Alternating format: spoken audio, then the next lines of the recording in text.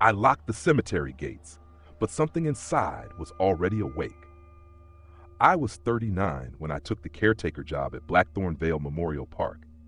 And if I'm honest, I only took it because I needed something steady after the warehouse shut down. It wasn't the sort of job anyone dreams about, but it paid on time. It came with a little heated office near the chapel, and apart from the funerals and the grounds crew during the day, most of it was just locking gates, doing rounds, and making sure teenagers or drunks didn't wander in after dark. On paper, it sounded almost peaceful. That's what I told myself anyway. I honestly thought it might do me good, being somewhere quiet for a change. What I didn't expect was how quickly a quiet place can start to feel wrong when you're the only person left in it. Blackthorn Vale sat on the edge of town, where the old estates gave way to scrubby fields and a bypass that nobody seemed to use anymore after they built the new road further east. During the day, it looked gray and sad more than frightening. Rows of polished stones, clipped hedges, flower vases with rainwater in them. The crematorium building in that brown brick style every council building seemed to have in the 80s. Nothing about it screamed horror. If anything, it was too tidy, too organized, too normal. But at night, it changed. The place stretched further than you realized when the light started dropping. Paths that seemed straightforward in the afternoon turned black and uncertain. The yew trees along the western boundary looked less like trees and more like hunched figures standing shoulder to shoulder, watching the grounds. The chapel windows reflected whatever little light was left in the sky, so that, from the wrong angle, it looked like there was someone standing inside, even when you knew it was empty. My shift usually started in the late afternoon and rolled into the evening. I preferred that. It meant I didn't have to spend the whole night there, only the hours where things were beginning to thin out and the place got too quiet for comfort.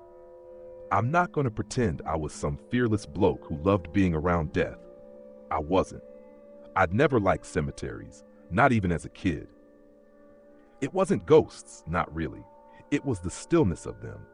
The feeling that you were expected to lower your voice, slow your steps, keep your thoughts under control, as though the place itself was listening for anything too loud or careless. Even so, after a few weeks on the job, I started acting like I was used to it. You do that, don't you? You get comfortable with routine and mistake that for safety. On the evening it began, the weather had that damp April chill that gets into your sleeves and sits there. Not proper rain, just a mist hanging in the air and making everything smell of wet stone and soil. I signed in just before 4:30. Pete Hollis, one of the groundsmen, was in the staff room making a tea so strong it looked like sump oil. Pete had been there for years and had one of those faces that always seemed half annoyed, even when he was trying to be friendly. He nodded at me as I came in, then said, "You'll want to keep your eyes open tonight." I remember laughing a bit at that because he said it in such a flat way. That's supposed to cheer me up? But he didn't smile. He stirred his tea and looked past me toward the rain-smeared window. There have been people about, outside the railings, not every night, just standing there. Kids? He shrugged. Didn't look like kids. That did bother me a little, though I tried not to show it. Anyone call it in? Manager knows. He took a sip. Says unless they come onto the grounds, there's not much to be done. Still, bit odd, innit? Then he added something that sat with me longer than it should have. He said one of the lads doing the early burial prep had heard a metallic knocking in the west plots the night before. Not loud, just 3 or 4 sharp taps, like someone striking a spade against stone. They'd checked the section in daylight and found nothing out of place. Pete said it like he wanted to convince himself it was nothing. The trouble was that only made it sink in more. The manager, Elaine, gave me the same information an hour later, only in a more careful voice. She was one of those people who hated sounding alarmist, so when she tried to be casual, it always came out strangely rehearsed.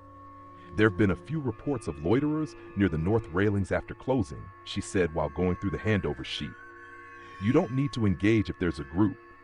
Stay in the vehicle and phone it through if anyone gets onto the grounds. Right, I said. Any idea what they want? No. She hesitated. Probably nothing. People get odd around places like this. That line stayed with me as well.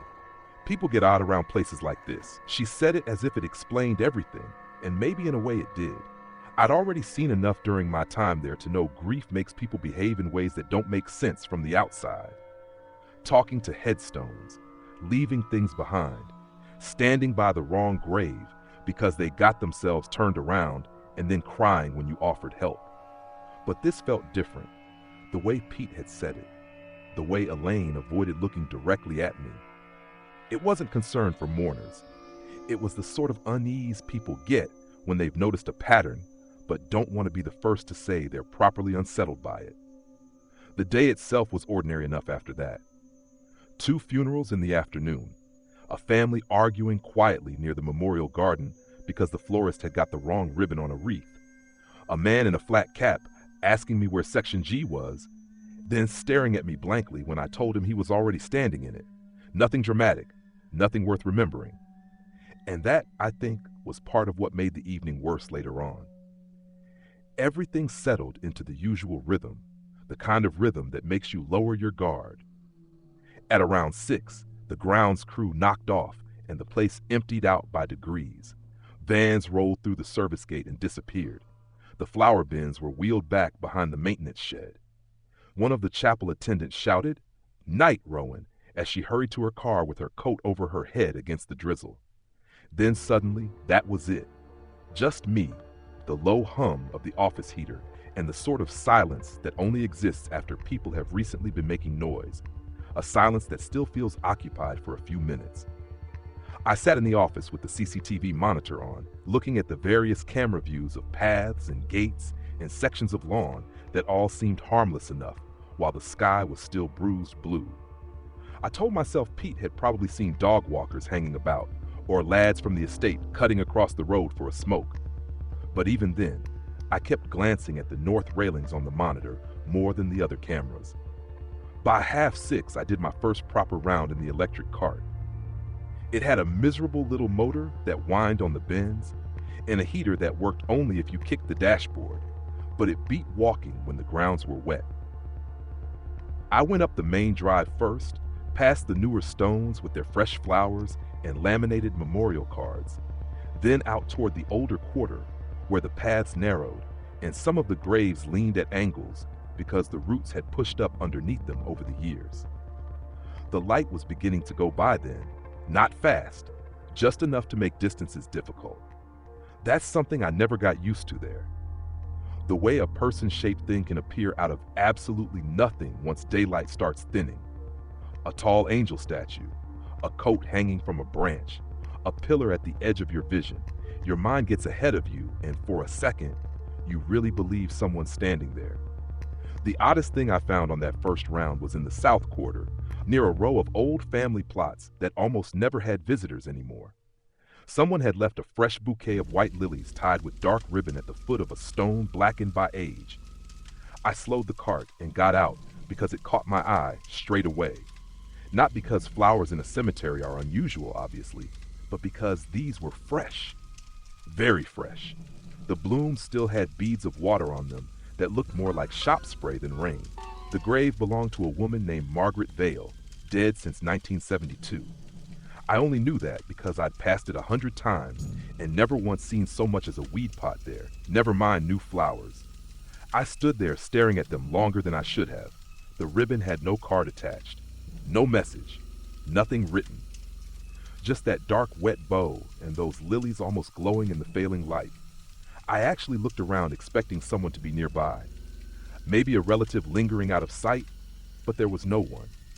Just the damp grass, the hiss of distant tires from the far road, and a rook kicking up from one of the trees with such a harsh cry that it made me flinch.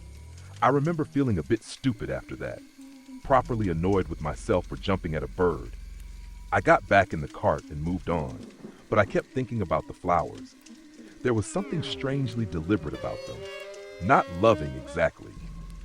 More like a marker, as if someone had left them there to say, "This is the place." By the time I came back toward the office, I found Elaine still in the car park, sitting in her little hatchback with the engine running. She hadn't driven off yet. When I pulled up, she wound her window down only halfway and said, "Everything all right?" "Fine," I told her. There are flowers on one of the old plots down south. Fresh ones. That changed her face a bit. Not dramatically, but enough. Which plot? Margaret Vale. She stared at me for a second, then looked away. That's strange. Do you know the family? No, she said too quickly. Then she corrected herself. Not personally. It's just not a grave that gets visitors. Lock the east gate first tonight, not the north. I frowned. Why? Just do that. I should have pushed more, but there was something about her tone that made me stop. Not anger, more like she'd already decided she'd said too much. She gave me a tight nod, wound the window back up, and drove out without another word. I stood there in the drizzle, watching her taillights disappear through the gate, and for the first time that evening, I had the clear, unmistakable feeling that something was being kept from me. Not in a dramatic conspiracy way, just in that quiet workplace way where everyone else knows a story and you're the last one to hear it. After that, the whole place seemed to lean more heavily on my nerves. The office felt smaller, the cameras less reassuring. I made myself busy with stupid little tasks because standing still made it worse.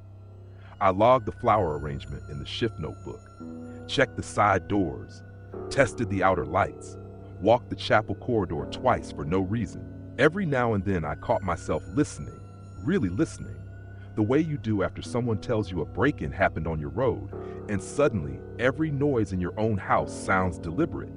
But then everything seemed fine, like nothing would happen. The monitor showed empty paths. The service gate stayed shut. The mist thickened a bit, blurring the lamps into pale yellow smudges. If I'm honest, part of me started feeling embarrassed by how wound up I'd got. It must have been just after 8 when the last mourner left.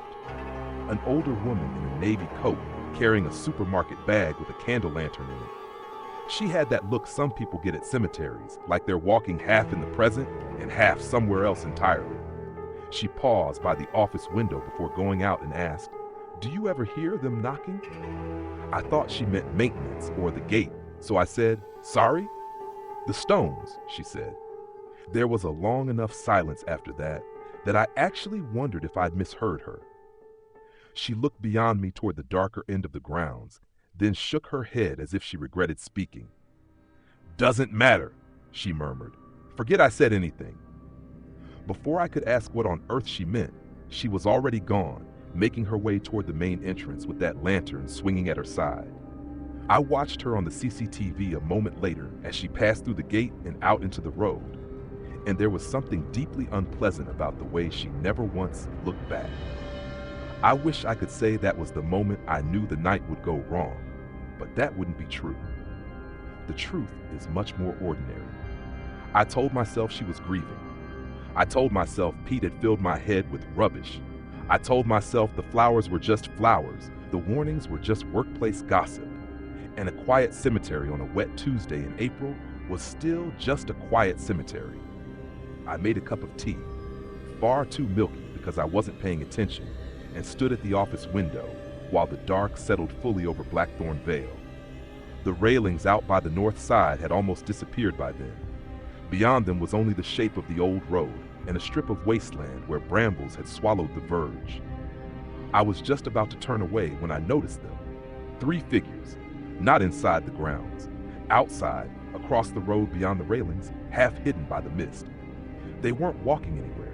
They were just standing there, spaced apart, looking in. I remember the exact feeling that went through me. Not full panic, not yet. More like my body understood the danger a second before my mind did. Everything in me tightened. The tea nearly slipped in my hand.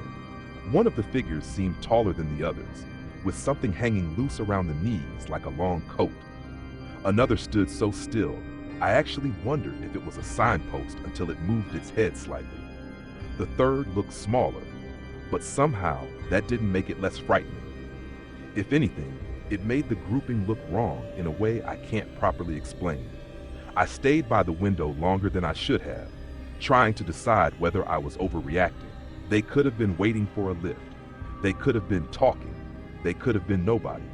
But they were facing the cemetery, facing me, or the building, or something inside the grounds. And the longer I watched, the more I felt that ugly cold pressure in my chest. That was the real beginning of it, I think. Not the discoveries later, Not the police, not what we found. It started there, with 3 silent people in the mist, and the sudden certainty that Blackthorn Vale was no longer empty once the gates were locked. The worst part was that they didn't seem to be doing anything. If they'd rattled the railings or shouted something or tried climbing over, it would have been simpler somehow. Annoying, maybe frightening, but simple. Instead, they just stood there beyond the road, half lost in the mist, as if they'd been waiting for me to notice them. I kept telling myself there had to be some ordinary explanation, but it didn't sit right. People don't stand outside a cemetery at that hour in weather like that just to admire the view. Not 3 of them. Not spread out like that, almost evenly, like they'd taken positions without discussing it. I set the mug down on the desk because my hand had started shaking enough for the tea to ripple against the sides. Then I leaned closer to the window and tried to make out their faces. I couldn't. The outside lamps never reached that stretch of road properly, and the mist was thick enough to blur everything above the shoulders. All I could really see were outlines. The tall one on the left, the small one nearest the old bus stop sign, the one in the middle with a strange shape at the side of the head, like a hood or hat or hair plastered flat by rain.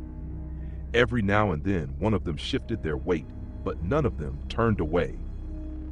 They were watching. I should probably explain something about myself here, because I don't want to make it sound like I'm one of those blokes who folds the second anything feels off.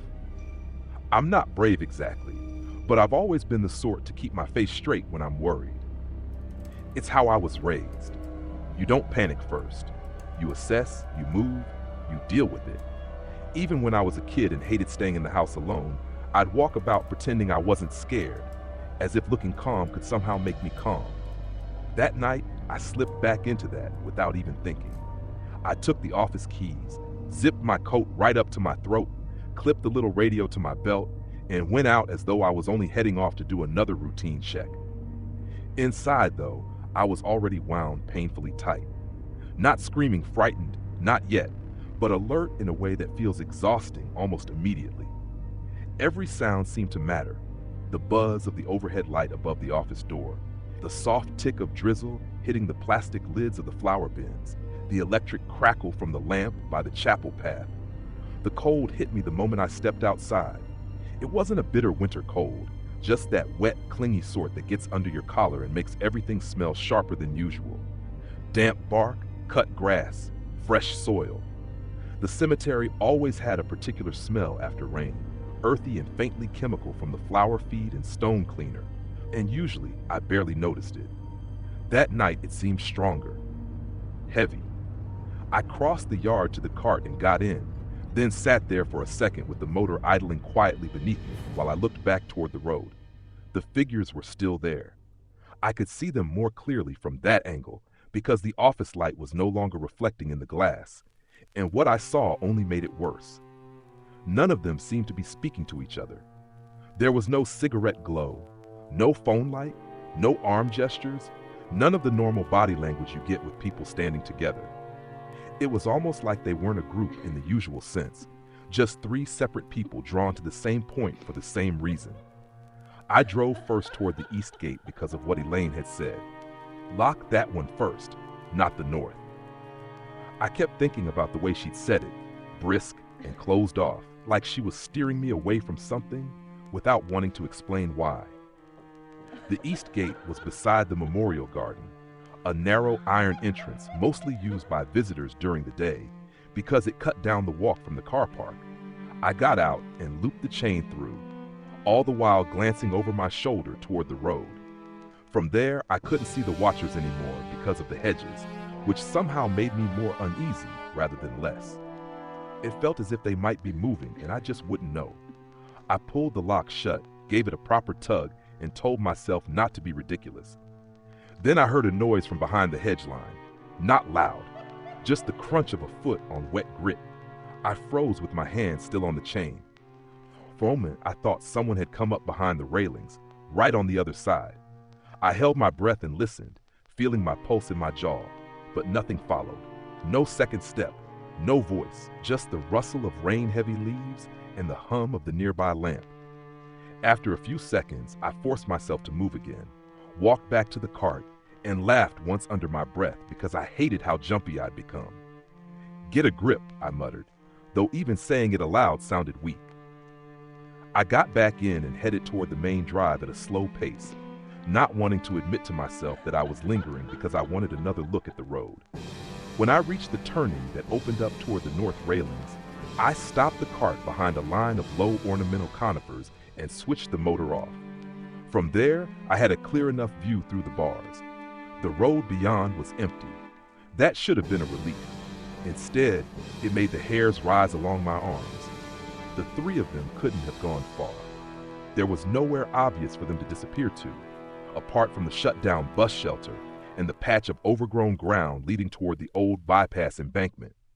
And yet the stretch outside the cemetery looked deserted, blank and damp and utterly harmless.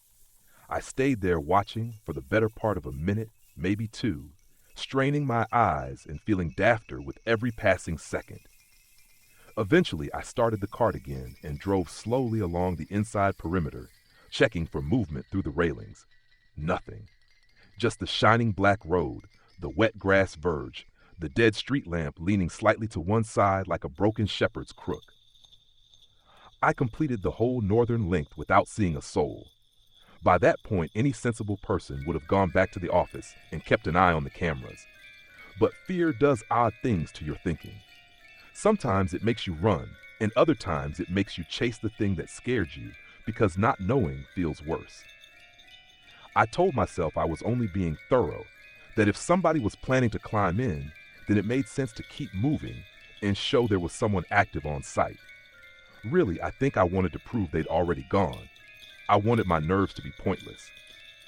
So I carried on with the round, looping down past the older quarter and across toward the western plots, where the paths got rougher and the lamp coverage thinned out.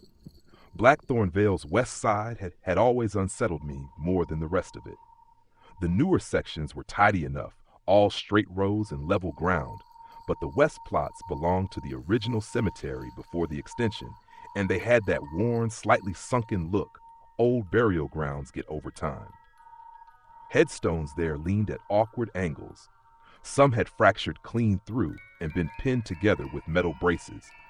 The yews formed a dark wall along the boundary, and behind them the land dipped away toward the disused bypass, so when the wind moved through, you got this low rushing sound from somewhere below that was hard to place. It never felt entirely empty there, even when you knew it was. That evening, the mist had settled thicker in that section, it hugging the ground between the stones in pale layers, so the lower half of the cemetery seemed almost submerged. I drove with the headlamp on and still had to squint. That was when the radio on my belt crackled.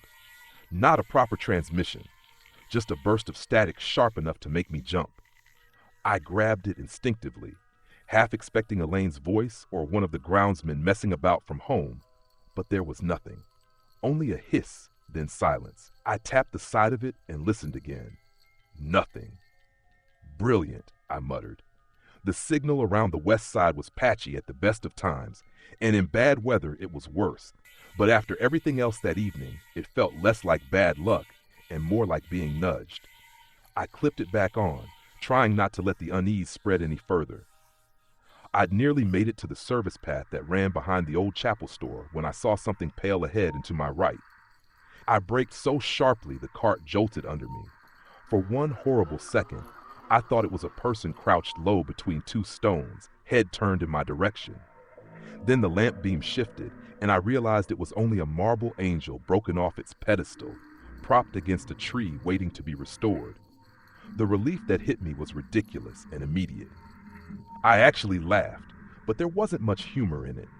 My chest was hurting by then from staying keyed up. That's the thing people don't really talk about with fear when it goes on for a while. It stops feeling dramatic and starts feeling physical. Tight throat, aching shoulders, a sort of restless nausea just behind the ribs. I drove on, slower now.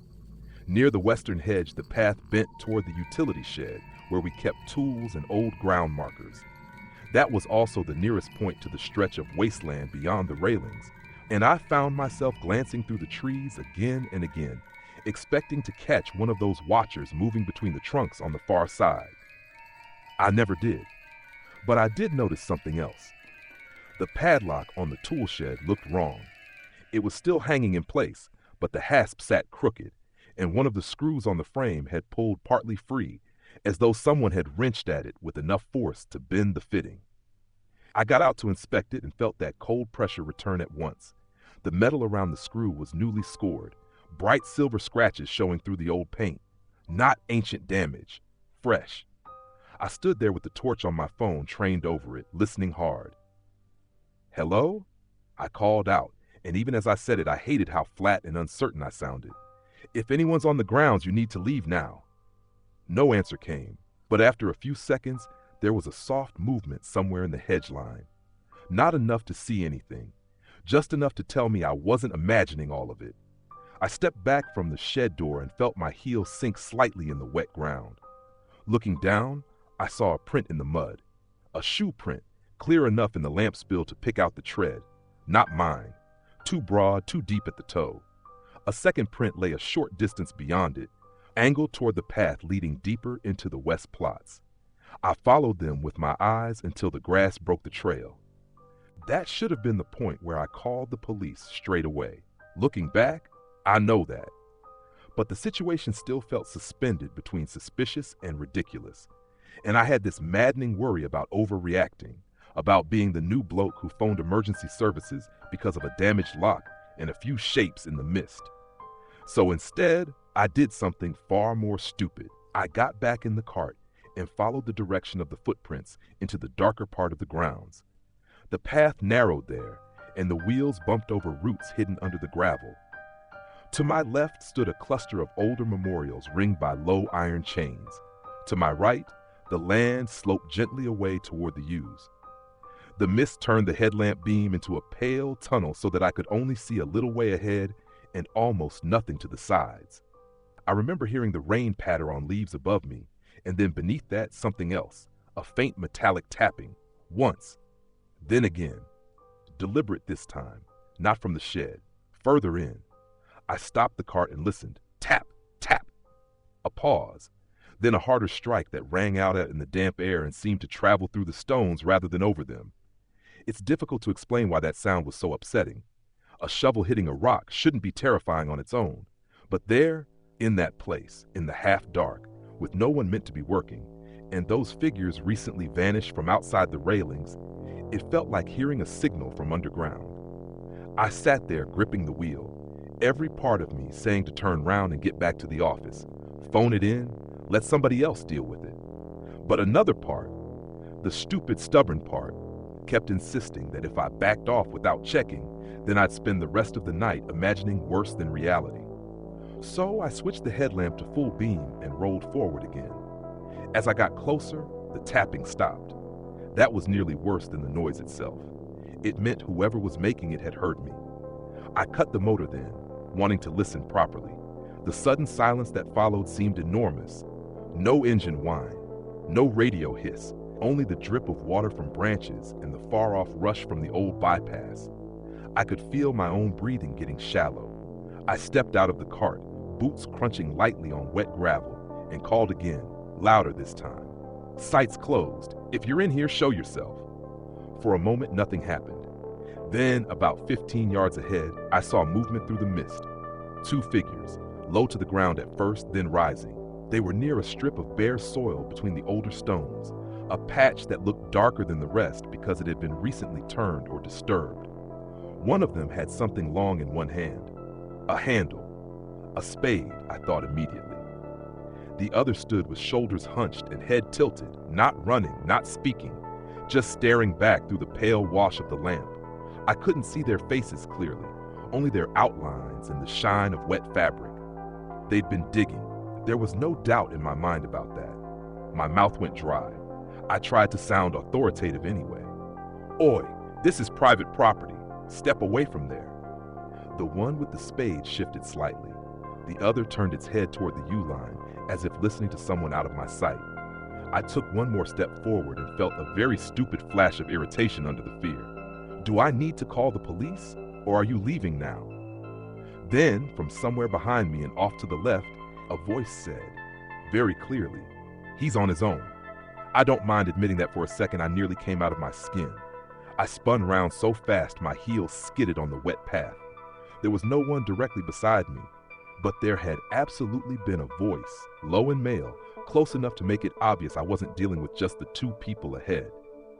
My heart started hammering at a completely different level then, proper animal panic breaking through the part of me that had been trying to stay collected.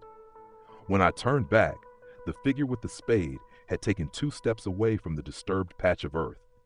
Not rushing, not frightened, just moving as if the situation had changed, and now they were deciding what to do with me. I backed toward the cart without meaning to, one hand out slightly as though that would make any difference if they came at me. "Right," I said, and my voice sounded rough and breathless even to me. "Right? No, you're done. Police, now." The radio on my belt gave another burst of static, loud enough to make me flinch again, then died completely. That was the moment I understood, in a cold and awful way, that this wasn't just trespassing. These weren't kids messing about or mourners gone strange or some lonely drunks looking for a dare. They were there for a reason, in the farthest part of the grounds, with tools, in the dark, and at least one of them had got close enough behind me without my noticing. The cemetery suddenly felt enormous and useless around me.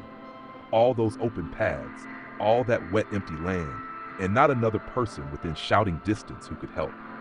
I got back into the cart, fingers slipping on the wet steering wheel, never taking my eyes fully off them.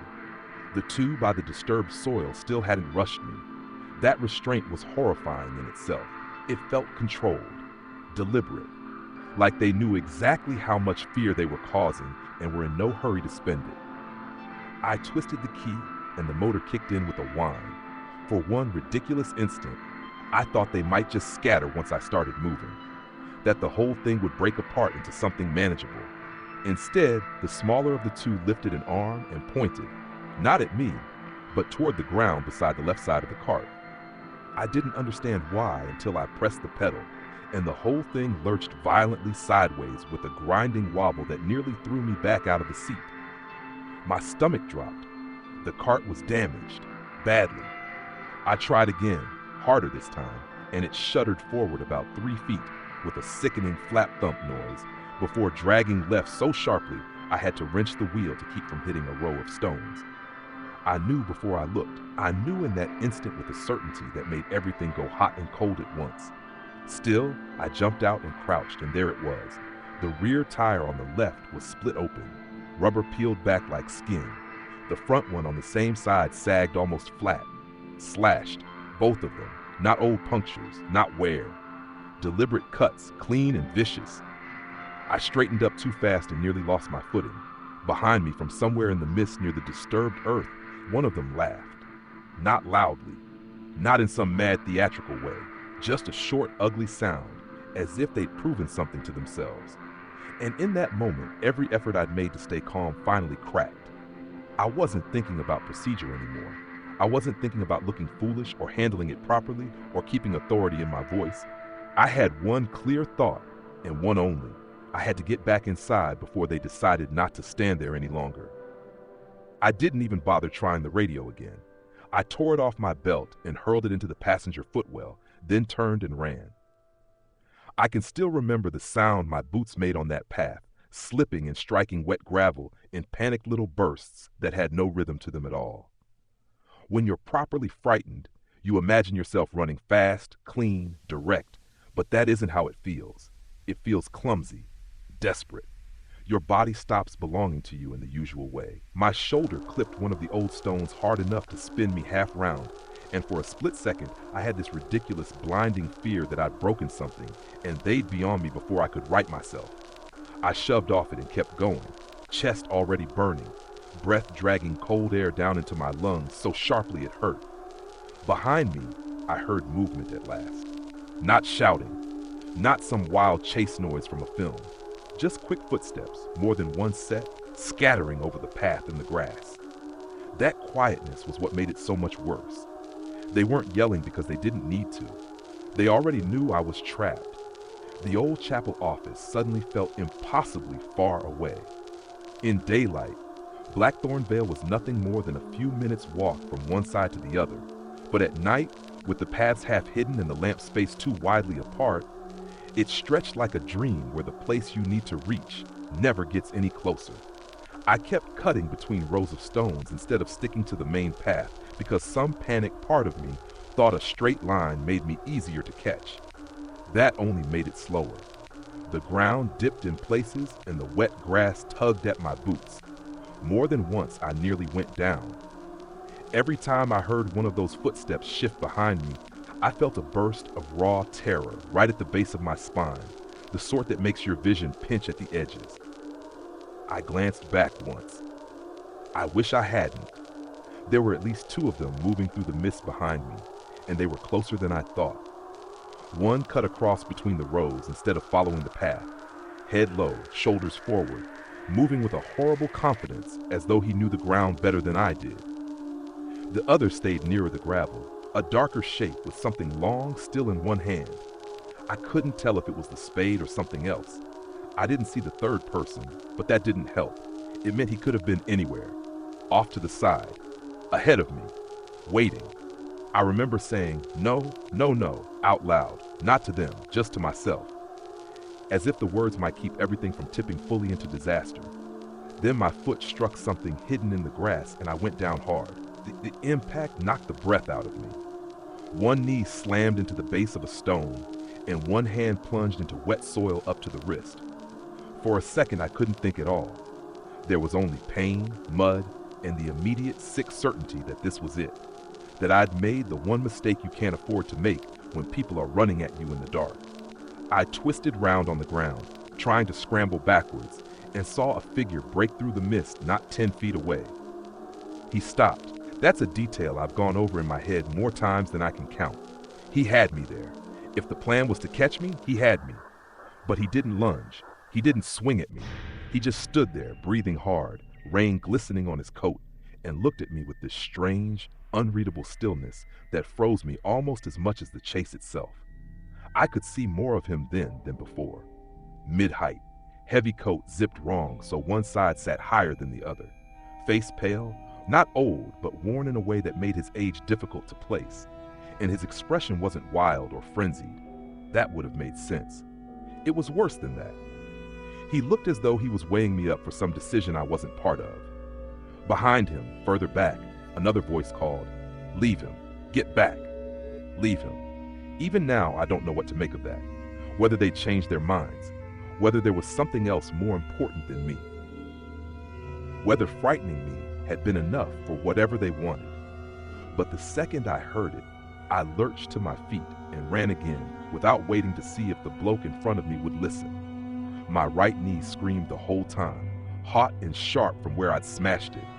But adrenaline had taken over so completely, I barely felt the rest of my body.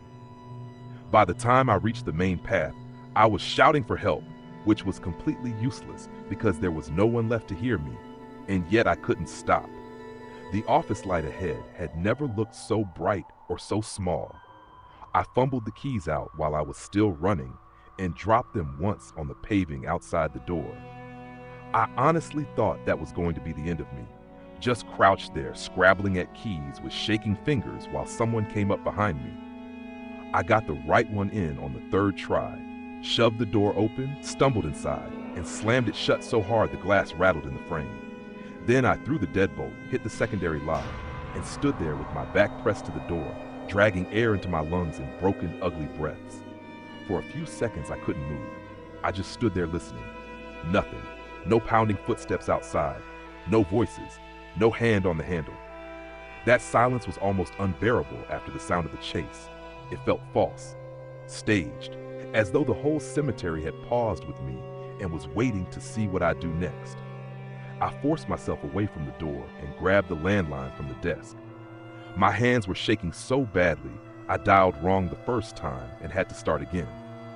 When the operator answered, I spoke too fast at first, stumbling over where I was and what had happened, then had to stop and begin again because I realized I wasn't making any sense.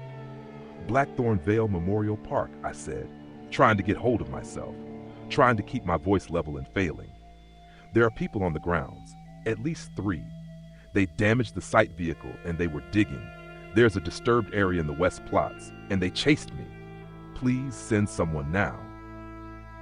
The woman on the line started asking questions in that steady, clipped way they do, and hearing somebody else sound calm nearly undid me. She asked whether anyone had entered the building. No. Whether I'd seen weapons. A spade, definitely. Maybe something else. Whether I could still see the intruders. I turned then, finally, toward the monitor. The CCTV screen showed 6 camera views in grainy black and gray. Main gate, car park, memorial garden, chapel path, service yard, north railings. None of them showed the West Plots where this had started, which suddenly seemed like an absurd oversight I should have been angry about weeks earlier. The chapel path was empty. So was the yard outside my office. Rain drifted silver-white across the north railings camera. No sign of anyone. I can't see them, I said, quieter now because some fresh fear was unfolding in me. I don't know where they've gone. The operator told me units were on the way and asked me to stay inside, keep the doors secured, not go back out for any reason. I said yes to all of it while my eyes moved from one camera view to another. Empty, empty, empty. The sense of them still being there without being visible was worse than if I'd seen them pacing outside. At least that would have given the fear a shape. Then something changed on the service yard camera. At first, I thought it was a flaw in the picture, just a darker patch moving at the edge of the frame near the bins. But then it shifted again, resolving into a person standing close to the wall of the building, just beyond the angle where the security light fell fully across the yard. He was almost blending into the shadow, which meant he'd chosen that spot on purpose. My throat closed up at once. "There's one outside," I whispered. "Can you describe him?" the operator asked. I stared at the screen. Male, I think. Average height, dark coat. He's just standing there. As I watched, he took one slow step forward, enough for the light to catch the side of his face. It wasn't the man who'd stopped when I fell. This one looked older. Thin cheeks, deep-set eyes, wet hair plastered flat to his head. There was something horribly drained about him, like a person who'd been ill for a long time. But what I remember most was the way he looked at the camera. Not with surprise, not even with caution. He looked straight into it as if he knew exactly where I was standing in relation to the screen. As if the camera were a pair of eyes and he was calmly meeting them. I took an involuntary step back from the desk. The operator was still speaking, asking me if he was attempting entry. But I hardly heard her because the man on the screen tilted his head slightly, as though listening for something inside the building. Then he raised one hand and touched the outside wall with his fingertips. Tap. I heard it a second later through the actual wall behind me. I nearly dropped the phone. It wasn't loud, just a light testing knock, no different from someone politely trying a front door. The man on the screen tapped again, 3 times, and each tap came through the building with that same soft dullness, close enough to tell me he was directly outside. Every nerve in my body seemed to jump at once. I moved sideways to keep the monitor in view while also staring at the back wall of the office, suddenly convinced he'd appear at the side window any second. "Sir," the operator said more firmly, "are you safe in the room?" "I think so." My voice sounded thin and breathless. "He's at the wall." I stopped because the man on the screen had moved again. He stepped fully into the light. There's something deeply upsetting about seeing a person clearly after you've spent too long trying to make sense of them at a distance. This was no faceless prowler anymore. He was real, late 40s perhaps, though hard living had put extra years on him. Skin almost gray under the security lamp, lips colorless, water running off the peak of his brow. And his clothes were wrong in a way I couldn't explain at first. Not ragged exactly, but mismatched. A wool coat over what looked like work overalls. One trouser leg tucked into a boot, the other hanging loose. No hat despite the rain. He looked like a man who dressed in the dark from whatever had been nearest. He lifted his face toward the camera and said something. I couldn't hear him through the monitor, of course, but I saw the shape of the words. Then, a heartbeat later, his muffled voice came through the wall itself. "Could you help me?" Everything in me went rigid. It wasn't the words. It was the tone. Soft, civil, almost embarrassed. If he'd shouted or threatened me, that would have sat inside the logic of the situation. But this was different. This sounded like a man asking for directions in the rain. And because it sounded wrong, because it didn't match what I'd just been through, it frightened me more than any banging would have. The operator heard him too. "What did he say?" I swallowed. "He asked for help." There was a pause on the line, brief but noticeable. "Do not respond," she said. I wasn't going to. I couldn't have spoken if I'd wanted to. On the monitor, the man waited a few seconds longer, still staring toward the camera. Then he slowly turned his head and looked past it, toward the darker side of the yard. His expression changed then, but only slightly. A flicker, recognition, maybe, or concern. He took one step back, then another, and disappeared around the rear of the building where there were no cameras at all. The second he left the frame, I felt the whole office change. There's no rational basis for that, I know. The room was still locked. The walls hadn't moved. Police were already on their way. But the moment he went where I couldn't see him, the fear became much worse. It spread out. It got into possibilities. The back of the building bordered a narrow strip of paving, then the old boiler room wall, then a short fenced area we never used anymore because the latch had rusted shut. No cameras, no lights apart from the weak spill from the yard.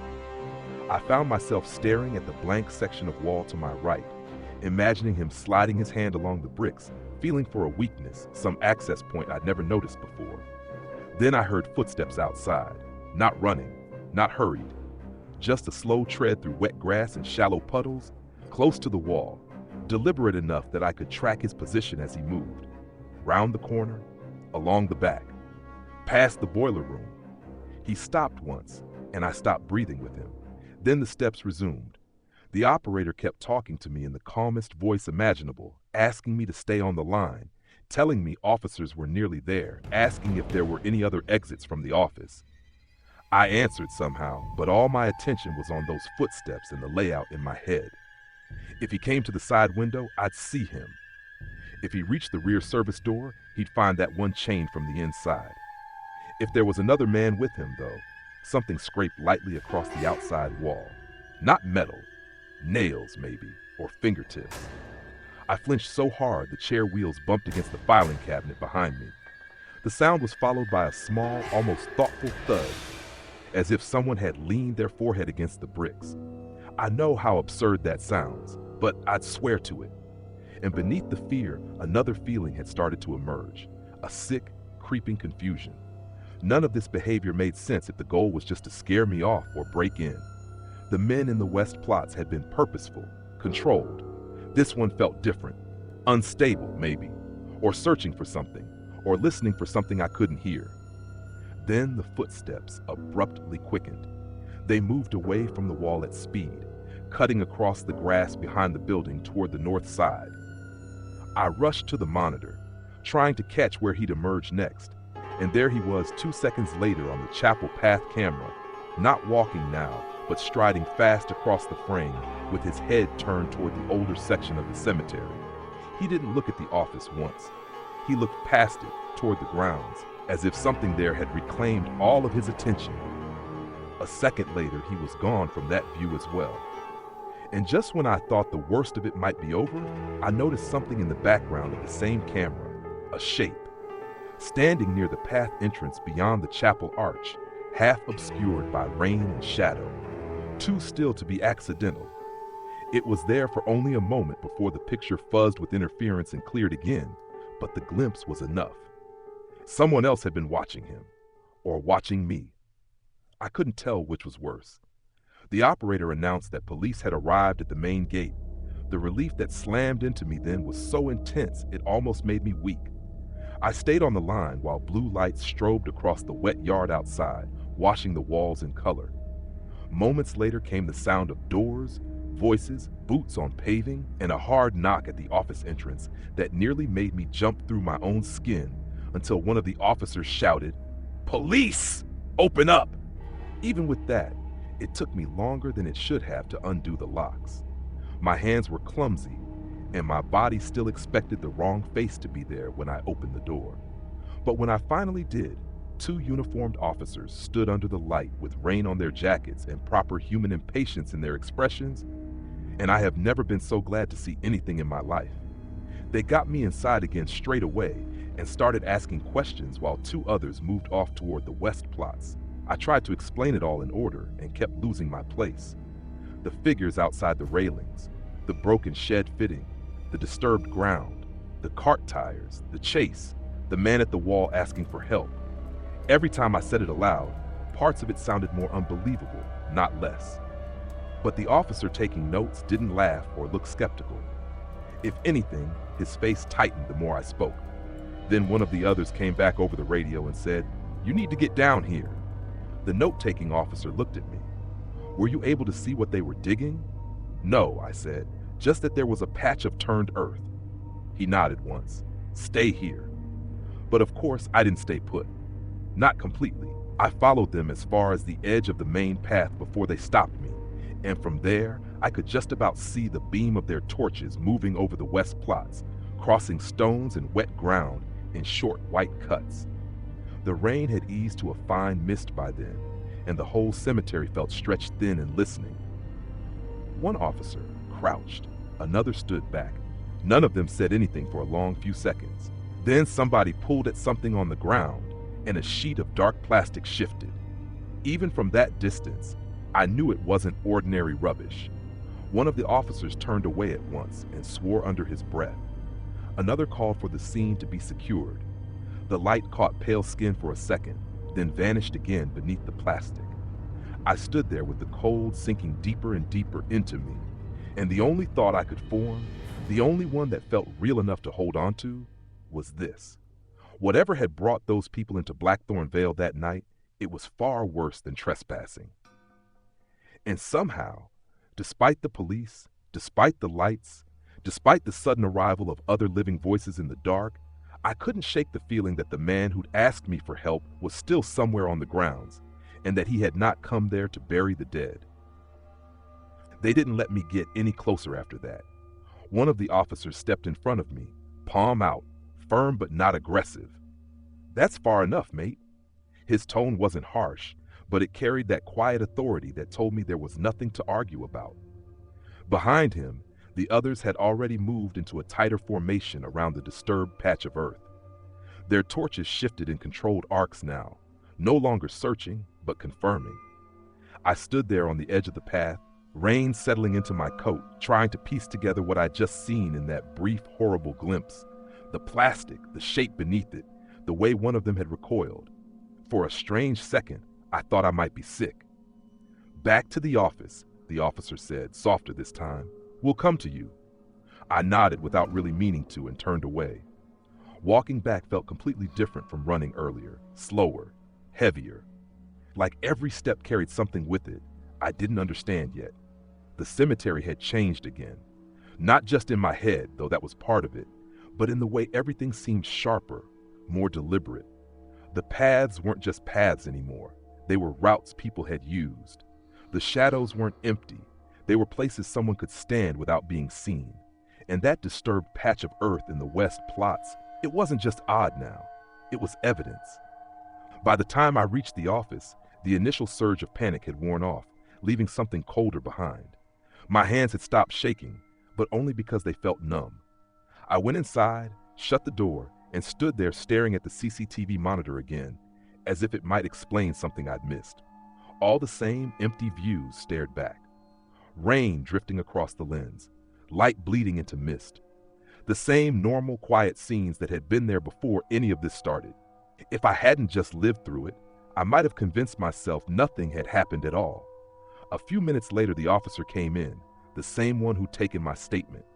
He shut the door carefully behind him this time, like he didn't want the sound carrying outside. His face looked different now, not shocked exactly. He'd probably seen worse in his line of work, but set. Serious in a way that made my stomach drop before he even spoke. "You said they were digging in that spot?" he asked. "Yeah," I said. "Just there between the older stones. I didn't get close enough to see what." I stopped because we both knew what. He gave a short nod. "You did the right thing calling it in." That should have reassured me. It didn't. The way he said it felt more like confirmation than comfort. "What is it?" I asked, even though I wasn't sure I wanted the answer. He hesitated for a fraction of a second, then said, "We found a body." The word hung in the room like something physical. I let out a breath I didn't realize I'd been holding. Right. Wrapped in plastic, not buried properly, just covered. Looks like they were interrupted. Interrupted. That word landed harder than the rest. "By me," I said quietly. He didn't respond to that, not directly. Instead, he asked, "You're certain there were 3 of them?" "I saw 2 in front of me," I said. "And I heard another behind me. He spoke." "What did he say?" I swallowed. "He said he's on his own." The officer's jaw tightened slightly, almost imperceptibly, but I saw it. He wrote something down in his notebook, then looked up again. "And the man who came to the building?" "Different," I said straight away. "At least I think so. He wasn't with them when I saw them. He came later, asked for help." "For what?" I hesitated. Saying it out loud still felt strange. "He said he couldn't find where they'd put her." The officer frowned. "Her?" "That's what he said." There was a brief silence after that. Not awkward exactly, but loaded. Like we'd both reached a point where the story wasn't lining up as neatly as it should have. "Did you recognize him?" he asked. "No. Never seen him before." "Anything distinctive?" I tried to picture him again. Clothes didn't match, like he'd put them on in a hurry. Coat over work gear, I think. One trouser leg tucked in, the other loose. Looked off, not drunk. Just, I struggled for the right word. Worn down. The officer wrote again, slower this time. Then he closed the notebook and looked at me properly for the first time since coming in. "All right, we'll need a full statement, but that can wait. For now, you stay here. Don't go back out unless one of us is with you." I nodded again, though something about that instruction unsettled me more than it should have. Stay here. As if outside was still active. Still in motion. He moved toward the door, then paused with his hand on the handle. "One more thing," he said. "That vehicle you were using, where was it left?" "In the west plots," I said. "Tires are gone, both on one side." He gave a quiet grunt of acknowledgement. "We'll have a look." Then he stepped out and shut the door behind him, leaving me alone again. Alone, but not the same kind of alone as before. Before, it had been the quiet of a job that didn't need much from you. A stillness you could fill with routine and small distractions. Now it felt like the silence had weight, like it was pressing in from every direction, carrying everything that had just happened with it. I sank into the chair by the desk and rubbed my face hard with both hands, trying to clear my head, but the images wouldn't settle. The figures outside the railings, the man standing over me when I fell, the one at the wall, tapping, asking for help. And underneath all of it, that glimpse of plastic shifting in the torchlight. A body. I kept coming back to that word, turning it over, trying to make it fit inside something logical. People dump bodies. It happens. You hear about it. Industrial estates, lay-bys, woodland. But a cemetery? Digging a hole among graves as if that made it invisible? It didn't feel random. It felt planned in a way I couldn't quite follow. My eyes drifted back to the CCTV screen almost without thinking. For a moment, nothing. Then, on the north railings camera, something flickered at the far edge of the frame. I leaned forward, squinting. There, just for a second, a shape moved along the outside of the fence line, half hidden by the mist and the angle of the lens. Not one of the officers. Too far out, too low. It paused as if looking in, then slipped out of sight again toward the stretch of overgrown ground beyond the road. My stomach tightened. They hadn't all left. I sat there staring at that empty frame long after the movement had gone, my mind trying to catch up with what it meant. The police were here. The grounds were being searched. There was a body, a proper scene now. Lights and tape and procedure. And still, someone had stayed close enough to watch. Why? That question started to push everything else aside. Not just why they'd brought the body here. Not just why they'd chosen that spot. But why they hadn't simply run when I showed up. Why they'd cut the tires instead of leaving cleanly. Why one of them had come to the building alone, knocking, asking for help like nothing had happened. None of it lined up with panic. None of it felt like a group caught off guard. It felt like something else. Like I'd walked into the middle of something that had already been happening for a while. And worse than that, something that wasn't finished yet. A knock at the office door made me jump so hard The chair wheels screeched against the floor. "Police," came the voice from outside again, steady this time. "Open up." I forced myself to stand, cross the room, and unlock the door. Another officer stood there, younger than the first, rain still dripping from the brim of his cap. "We've secured the west section," he said. "Forensics will be on their way. We'll need you to show us exactly where you saw them." I nodded, though a part of me resisted the idea immediately. Going back out there, back to that spot, even with officers present, it didn't feel like returning to safety. It felt like stepping back into something that hadn't fully revealed itself yet. Still, I grabbed my coat tighter around me and followed him out. The cemetery looked different again under the wash of blue lights, sharper, more exposed. The mist caught the flashing beams and turned them into shifting walls of color that moved across the stones and trees. Officers were spread out now, some near the west plots, others along the paths, their torches cutting through the dark in quick, controlled movements. As we walked, I found myself scanning the edges of everything, the gaps between stones, the shadows under the yews, the line of the railings beyond the lamps. I couldn't stop. Every part of me expected to see one of those figures again, standing just out of reach of the light. "Over there," I said when we reached the path leading into the older section. My voice sounded steadier than I felt. "That's where I saw them." The officer nodded and motioned me to stay slightly behind as we approached. The disturbed patch of earth was now surrounded by tape. The plastic covering had been pulled back enough for them to confirm what was underneath, then laid roughly back in place. I didn't look too closely this time. I didn't need to. Knowing was enough. "What about the others?" the officer asked. I pointed toward the line of stones where I'd fallen. One came through there, cut across. Another stayed near the path. Third was behind me somewhere. I never saw him properly. He made a note of it, then glanced toward the cart, still sitting where I'd left it, tilted slightly from the ruined tires. "Let's check that," he said. We walked over together, and as we got closer, something else caught my eye. At first, I thought it was just another mark in the mud, another footprint. But this one was different, smaller, not a child's exactly, but narrow, light, pressed into the wet ground near the side of the cart where the tires had been cut. It didn't match the deep, heavy prints I'd seen earlier near the shed. This one looked recent, fresh enough that the edges hadn't started to soften under the drizzle. I crouched slightly, staring at it. "That yours?" the officer asked. I shook my head slowly. "No." He frowned and looked closer, then glanced back toward the west plots. For a long second, neither of us said anything, because we were both thinking the same thing. There had been more than 3, and whatever this was, it was already starting to feel bigger than anything I'd first believed when I stepped out of that office to lock the gates. They sent me home just before 2 in the morning. I didn't argue. I don't think I could have, even if I'd wanted to. By then, the adrenaline had burned itself out, leaving me hollowed and shaky, like I'd run far past the point my body was meant to stop. One of the officers drove me as far as the main road because they'd sealed off the car park for the investigation, and I walked the rest of the way to my flat with that strange, delayed numbness you get after something serious happens. The streets were empty. The rain had eased to a faint drizzle. Everything looked exactly as it always did at that hour. Quiet, ordinary, almost dull. It didn't match what had just happened at all. I remember standing outside my front door for a good 10 seconds before unlocking it, just listening. It sounds ridiculous now, but I half expected to hear something on the other side. Movement, breathing. That soft, testing knock against a wall. Of course, there was nothing.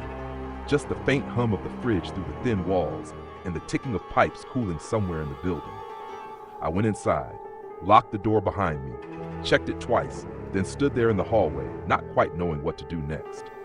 Sleep wasn't an option. Every time I closed my eyes, I saw it again in pieces. The figures in the mist, the man standing over me, the plastic shifting under torchlight. So I made tea I didn't drink, sat on the edge of the sofa, and watched the clock drag its way toward morning. At some point, without really deciding to, I started replaying the night in my head, trying to fit it into something that made sense. It didn't. Not properly. By the time daylight crept through the curtains, I'd convinced myself of a version that was almost reasonable. A group of men needed to dispose of a body. They picked the cemetery because it was quiet, out of the way. Somewhere a disturbed patch of soil wouldn't raise suspicion straight away. They got interrupted by me before they could finish. They panicked, damaged the cart to stop me following, tried to scare me off, then fled when things escalated. It worked. It was clean. It explained most of it. But not all. It didn't explain the man at the building. It didn't explain why he came alone, why he knocked, why he asked for help like he wasn't part of what had just happened. And it definitely didn't explain the footprints near the cart, the smaller ones that didn't match the others. Every time I tried to ignore those parts, they pushed back harder, like something under the surface refusing to stay buried. I must have drifted off eventually, because the next thing I remember clearly is my phone ringing. Late morning, my head pounding, throat dry, the kind of exhaustion that sits behind your eyes. I answered without checking the number. Rowan? It was Elaine. Her voice sounded strained, tighter than I'd ever heard it before. Yeah, I said, sitting up slowly. I heard they found something. There was a pause. You're all right? Fine, I lied. Just tired. Another pause. Then quieter. They're saying it's a murder case. I let out a breath through my nose. Yeah, I gathered. They'll want statements.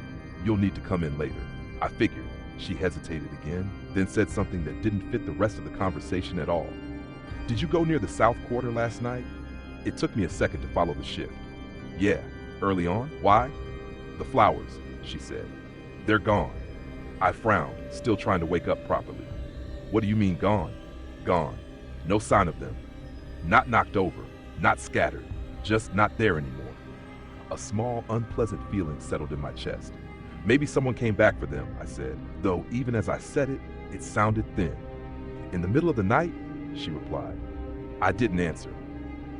They've got officers walking the grounds again, she went on. Forensics are all over the west section. They're saying we should stay away from that area unless asked. Just, when you come in, be careful what you touch, all right? Yeah, I said, all right. We ended the call there, but I didn't move straight away. I just sat on the edge of the sofa, staring at nothing, thinking about those lilies. Fresh, deliberate, left on a grave that no one visited, and now gone as if they'd never been there. It was a small thing compared to everything else, but it didn't feel small. By early afternoon, I was back at Blackthorn Vale. The place looked completely different in daylight, with police tape strung across sections and marked vans parked near the entrance. What had been a quiet, isolated job the day before had turned into something official and tense. Officers moved with purpose along the paths. A couple of them stood near the gates, speaking to someone from the council. There were cameras now, not the grainy CCTV kind, but proper equipment, pointed toward the west plots and the area around the chapel. I checked in at the office, gave a more formal statement, answered the same questions again and again until they started to blur together. Times, positions, descriptions, every detail I could remember. They asked about the man who came to the building more than once, about his voice, his clothes, the exact words he used. Each time I repeated it, it felt stranger. I can't find where they put her. One of the officers, a detective this time, older, sharper, leaned back slightly after I said it and asked, "You're certain that's what he said?" "Yeah, and he didn't mention the man in the ground? The one we found?" "No." The detective made a note, then looked up again. "Did he seem injured, distressed?" I thought about it. Not like you'd expect. He was wet, tired, but not panicking. Just focused. On what? I hesitated. Something in the cemetery. The detective didn't respond straight away. He just closed his notebook and gave a small nod as if filing something away for later. After that, they let me go, with instructions not to discuss the case with anyone and to remain available if they needed further information. Standard procedure, I suppose. But the whole time I was there, I couldn't shake the feeling that they weren't telling me everything either. Not lying, exactly, just holding parts back. The same way Elaine had the night before. When things settled enough for me to walk the grounds again, I did it almost without thinking.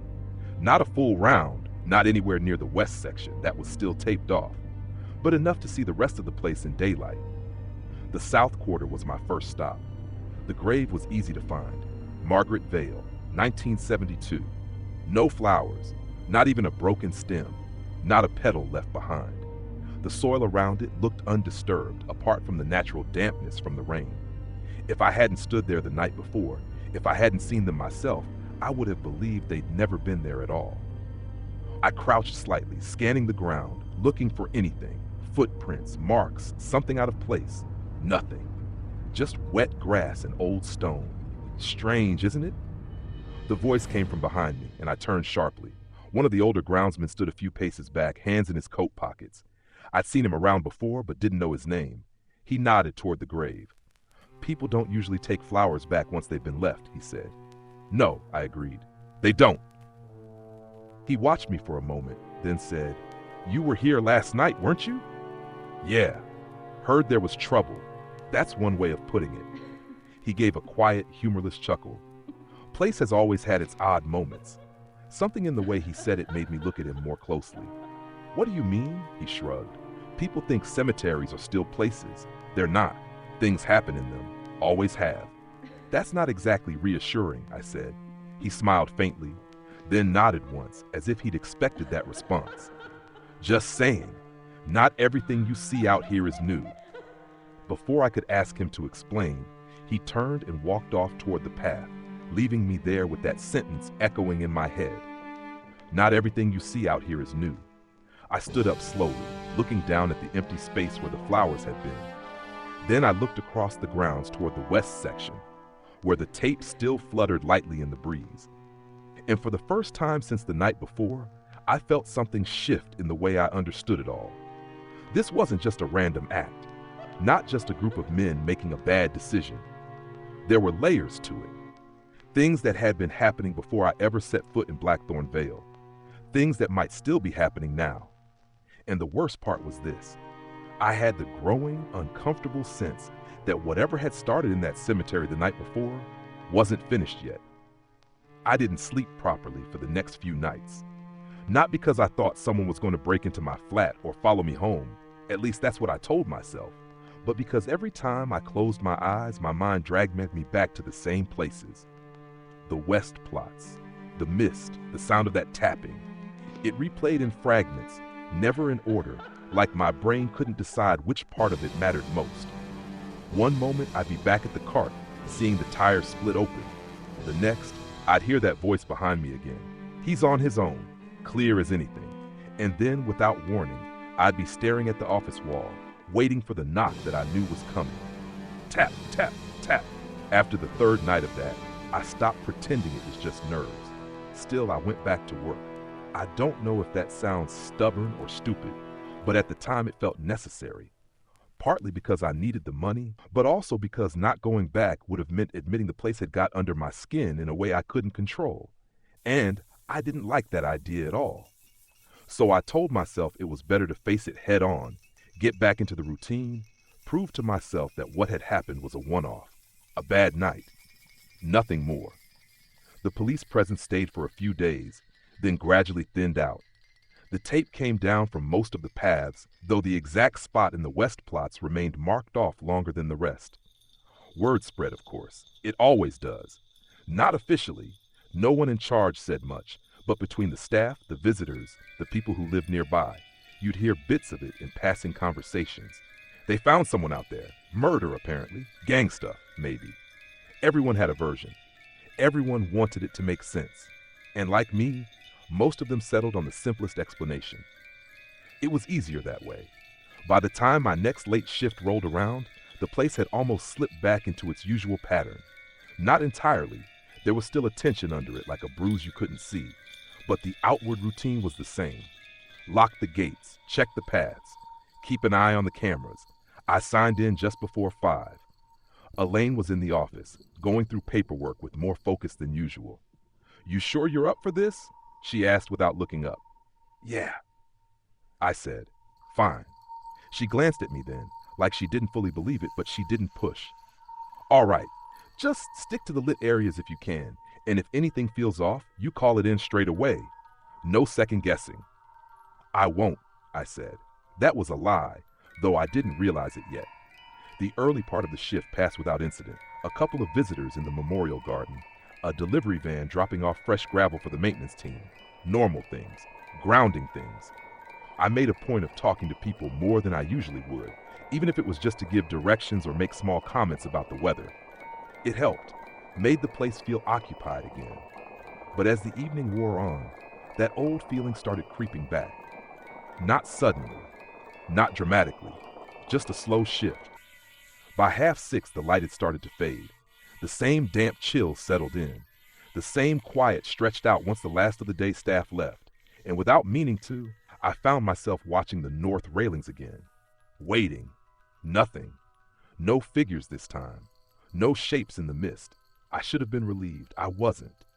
If anything, the absence felt worse, like whatever had been there before had simply decided not to show itself yet.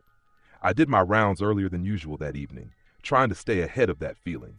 The cart moved steadily along the main path, tires replaced, everything functioning properly again. I kept the headlamp on full, even where it wasn't strictly needed. The beams cut across the stones and hedges, throwing long shadows that shifted as I moved, and every now and then one of them would catch my eye just enough to make my pulse jump. "You're imagining it," I muttered under my breath at one point, half annoyed with myself. Nothing's there. But saying it didn't settle anything. By the time I reached the north side, it was fully dark. The road beyond the railings lay empty again, slick with moisture, reflecting the faint glow of the few working street lamps further down. The old bus stop sign stood where it always had, slightly crooked, paint peeling. I slowed the cart and stopped, just watching for a minute. Still nothing. I let out a breath I didn't realize I'd been holding and was about to move on when something flickered in the far corner of the CCTV monitor mounted in the cart. I froze. For a second I thought it was just glare from the lamp. Then it moved. A figure, at the far end of the grounds near the northernmost path, too distant to make out clearly, but unmistakably human. Walking slowly between the rows of stones, head slightly bowed, arms hanging loosely at the sides. My chest tightened immediately. "How did you get in?" I said aloud, though there was no one to hear it. The gates were locked. I'd checked them myself. I grabbed the radio. "Control, I've got a possible trespasser in the north section," I said, trying to keep my voice level. "One individual, moving on foot. I'm going to approach." No response, just a burst of static. I frowned and tapped the side of the radio, then tried again. "Control, do you copy?" Nothing. That same dead silence as before. A cold, familiar feeling slid down my spine. "Right?" I muttered. "Fine." I set the radio back and started the cart, heading toward the figure. The path curved slightly, taking me behind a cluster of taller stones before opening up again, and for a few seconds I lost sight of them completely. When the view cleared, they were still there. Closer now, still walking, still slow. Something about the way they moved felt wrong. Not exaggerated or unnatural exactly, just off. Like their steps didn't quite match the rhythm of the ground beneath them. Too even, too measured, as if they were following a path that wasn't visible. I slowed the cart as I approached, keeping a careful distance. "Oi," I called out. "Cemetery's closed. You need to head back to the gate." The figure stopped, just like that. No hesitation, no startled reaction. Stopped. Then slowly they turned. Even in the low light, I could see the face clearly enough for my stomach to drop. It was him, the man from the building. Same coat, same drawn expression, same hollow look in the eyes. For a moment, neither of us moved. Then he spoke. "You didn't help me." The words carried easily across the distance, soft but clear. A chill ran straight through me. "I told you," I said, forcing the words out. "You shouldn't have been here." He took a step toward me. "I couldn't find her," he said again, like he hadn't heard me. "They moved her." My grip tightened on the steering wheel. "Who?" He didn't answer. Another step. I felt that same pressure building again, the one that told me this wasn't going to go the way a normal situation should. "You need to leave," I said, louder now. "Police were here. They'll come back." At that, something changed in his face. Not fear, not anger. Recognition, as if the mention of the police meant something entirely different to him than it did to me. "They won't find her," he said quietly. "They never do." Before I could respond, he turned and ran. Not the same frantic sprint I'd seen before on the cameras. This was different, controlled, direct. He moved between the stones with absolute certainty, cutting across the grass toward the darker section beyond the north path. "Oi!" I shouted, instinct taking over. "Stop!" I pushed the cart forward, tires crunching over gravel as I tried to follow, but he was already pulling ahead, slipping through gaps I couldn't navigate with the vehicle. I veered onto the grass, the cart jolting beneath me, but it was too slow. He reached the edge of the section and disappeared into the shadows beyond. I braked hard and sat there for a second, breathing heavily, staring into the darkness where he'd gone. "Brilliant," I muttered. "Just brilliant." For a moment I considered going after him on foot. Then I remembered the West plots, the chase, the voice behind me.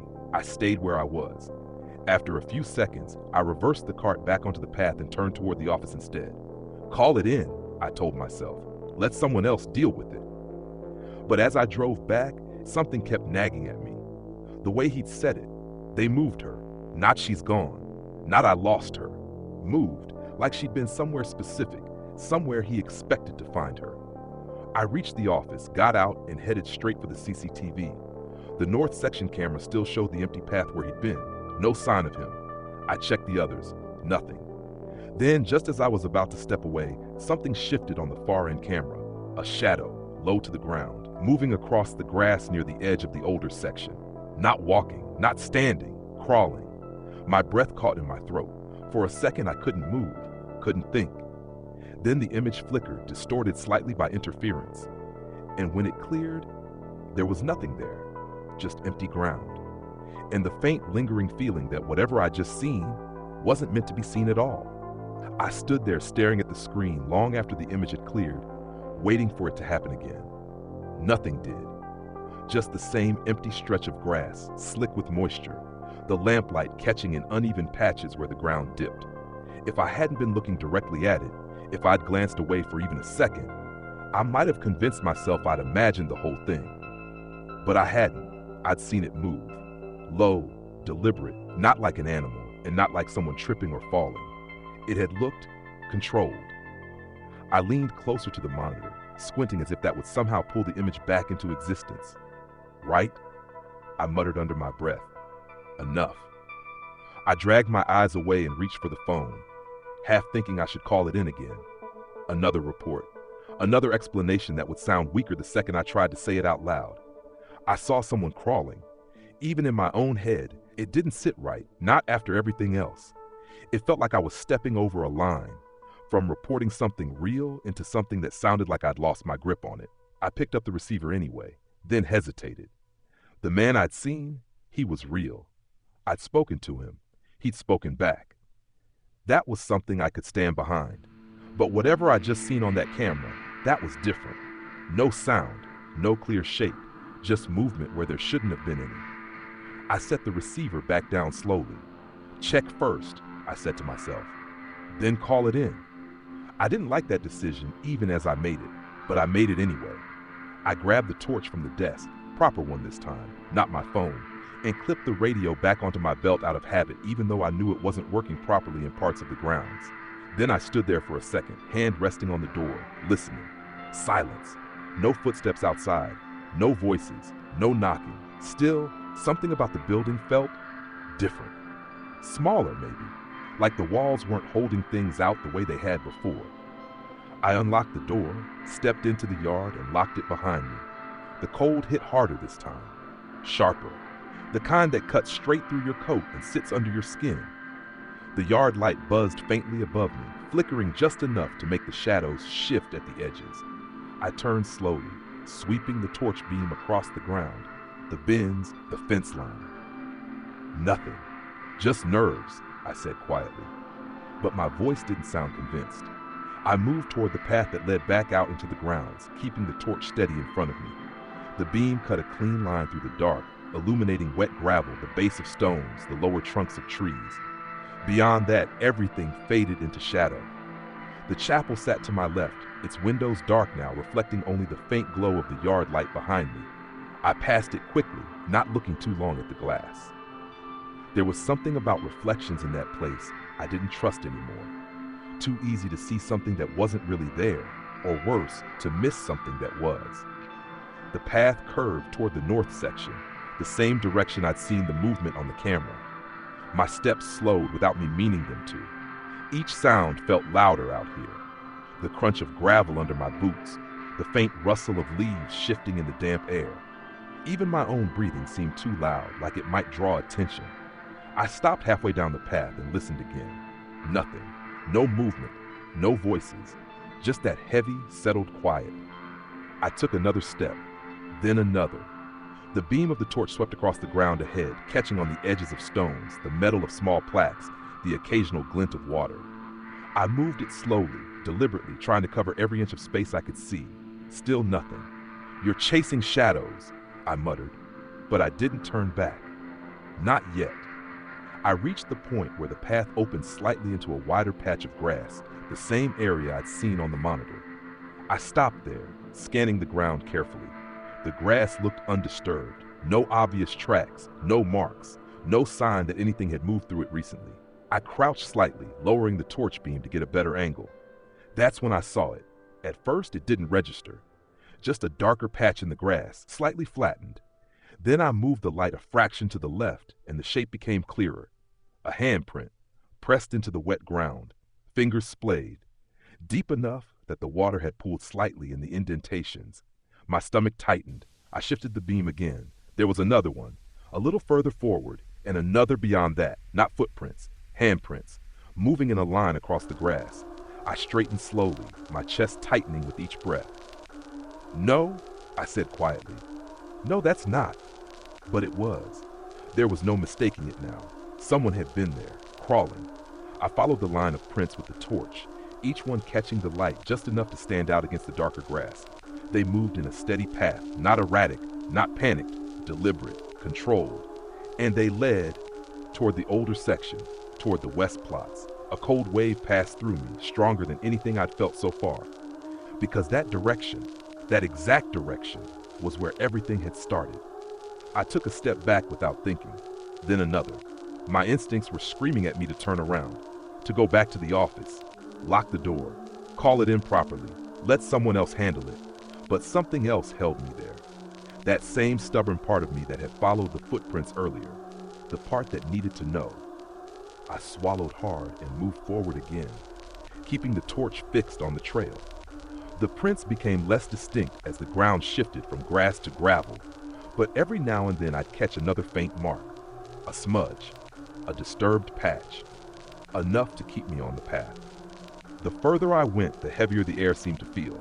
Not physically, nothing you could measure, but there was a pressure to it, a sense that the space around me was tightening, closing in.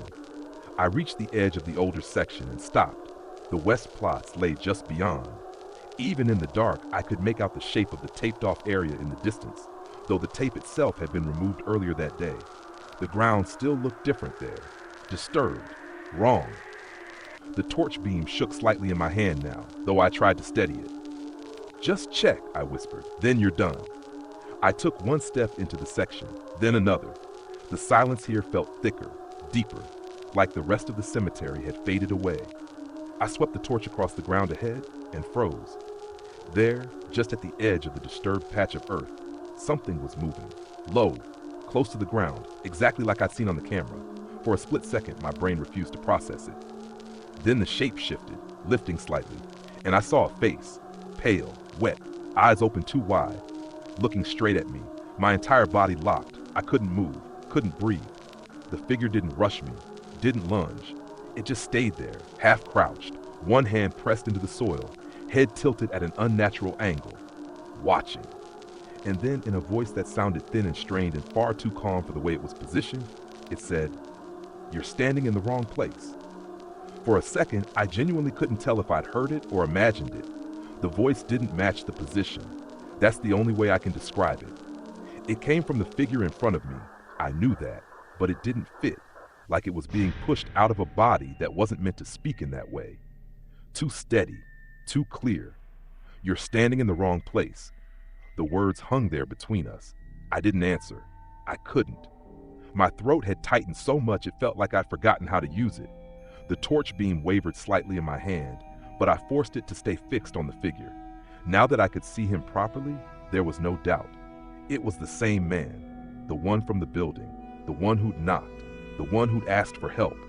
Only now he looked worse, Not injured, not exactly, but wrong in a deeper way. His coat was soaked through, clinging to his frame like it had been dragged through water. His hands, one still pressed into the soil, were caked with dark mud, packed into the creases of his skin. And his face, it wasn't just pale anymore, it looked drained, like the color had been pulled out of it completely, leaving something flat and lifeless behind. His eyes were the worst part. Wide, yes, but not in panic, not in fear. They were fixed, locked onto me with a kind of hollow focus that made it feel like he wasn't really seeing me at all, just something in my place. I swallowed, forcing myself to speak. "What are you doing?" My voice came out rough, quieter than I meant it to be. He didn't answer straight away. Instead, he shifted slightly, his weight moving from one hand to the other. The motion was slow, deliberate, like every part of it had to be thought through. Then he said, "You moved it." A cold jolt ran through me. "What?" "You moved it," he repeated, tilting his head a fraction more. "They always do that. Move it when someone gets close." "I didn't move anything," I said, a little louder now, though my voice still lacked any real authority. "The police were here. They took..." He shook his head once, not a denial, more like I'd missed the point entirely. "They don't take it," he said. "They don't see it." I felt something shift in my chest then, not just fear, something else. Confusion, yes, but threaded with a growing sense that whatever he was talking about didn't exist in the same version of events I did. "What are you talking about?" I asked. For a moment, he didn't respond. Then, slowly, he lifted his hand from the ground. The mud stretched slightly as his fingers pulled free, making a soft, wet sound that seemed far too loud in the silence. He looked down at the disturbed earth beside him, then back at me. "She was here," he said. The way he said it, quiet, certain, made my stomach tighten. "Who?" I asked, though I already knew the answer. "Elsie." The name hit harder than I expected. I hadn't mentioned it. Not to him. Not out loud. Not here. I'd only seen it in the records, read it, thought about it. "How do you know that name?" I asked, sharper now. He didn't react to the tone. "Because they put her here," he said. "Then they moved her when it got close." "Got close to what?" "To being found." A silence followed that, thick, heavy. I took a step back without meaning to, my boots crunching lightly against the gravel. The sound seemed to echo in a way it shouldn't have, stretching out further than it had any right to. "You need to leave," I said finally. "Right now. You shouldn't be here." At that, something flickered across his face. Not anger, something more like disappointment. "I can't leave," he said. "Why not?" "Because she's still here." The way he said it made my skin crawl. Not might be here. Not was here. Still here. I tightened my grip on the torch, forcing myself to stay where I was. "The police already searched this area. They didn't search the right place. And you know where that is?" I asked. He didn't answer directly. Instead, he looked past me. Not at the path, not at the trees. Further, deeper into the cemetery. Slowly, his eyes tracked something I couldn't see. I felt that same cold pressure build again, crawling up the back of my neck. "What are you looking at?" I asked. He didn't respond. Then, after a long pause, he said quietly, "They're still watching." Every muscle in my body tensed. "Who?" I said immediately. He blinked once, as if the word had taken a second to reach him. Then his gaze snapped back to me.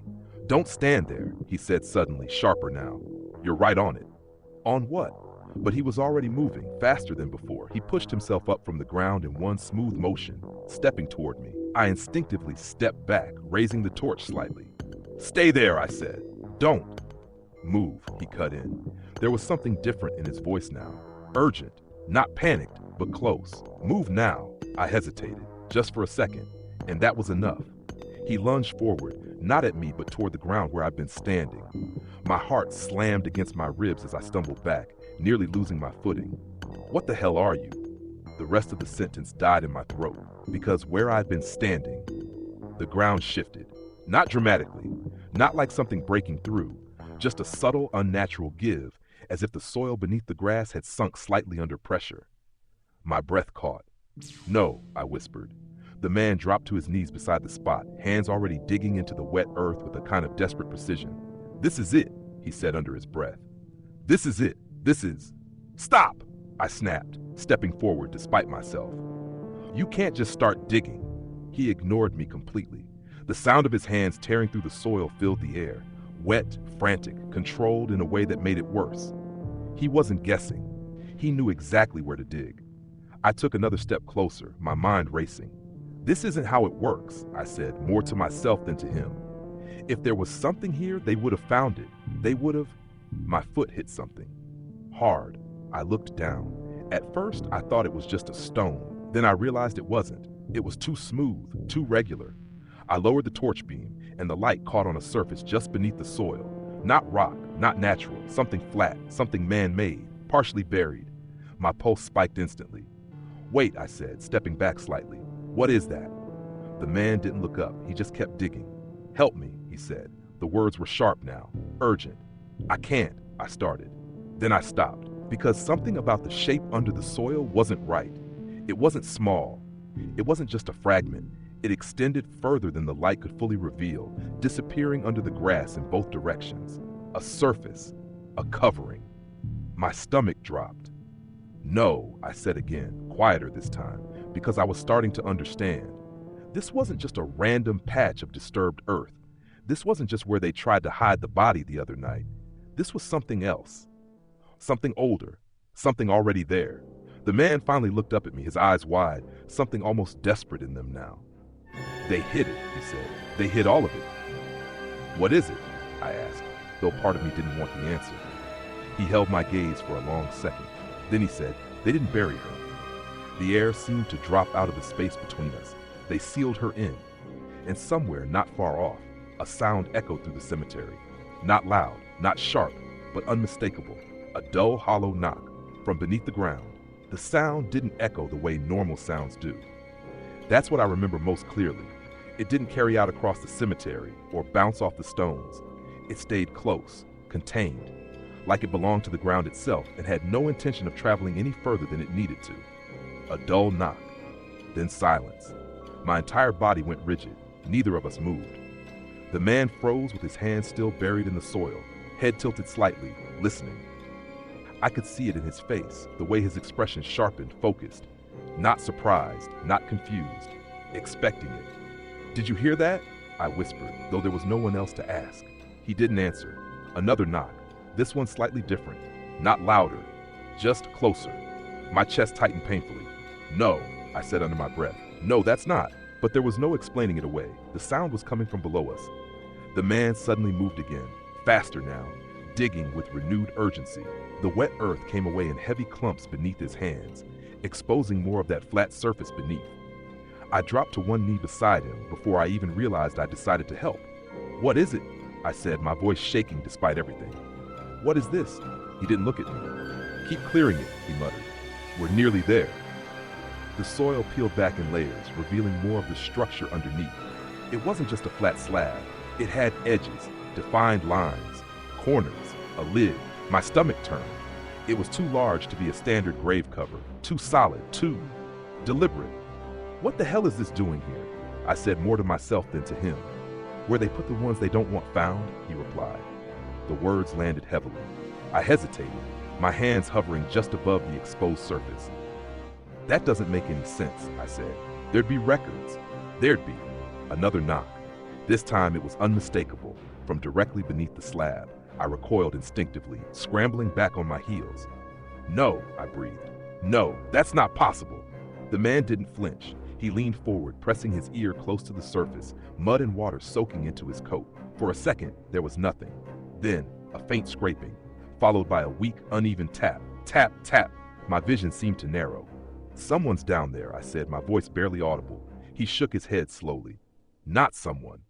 A chill ran straight through me. Before I could ask what he meant, he pushed himself upright and began feeling along the edges of the slab, fingers tracing the lines where it met the surrounding soil. There's a latch, he said. There has to be. What are you doing? I snapped, my voice rising with panic. We need to call this in now. This isn't something we deal with ourselves. They won't come in time. How do you know that? He looked at me then, really looked at me, and for the first time, there was something close to clarity in his eyes, because they never do.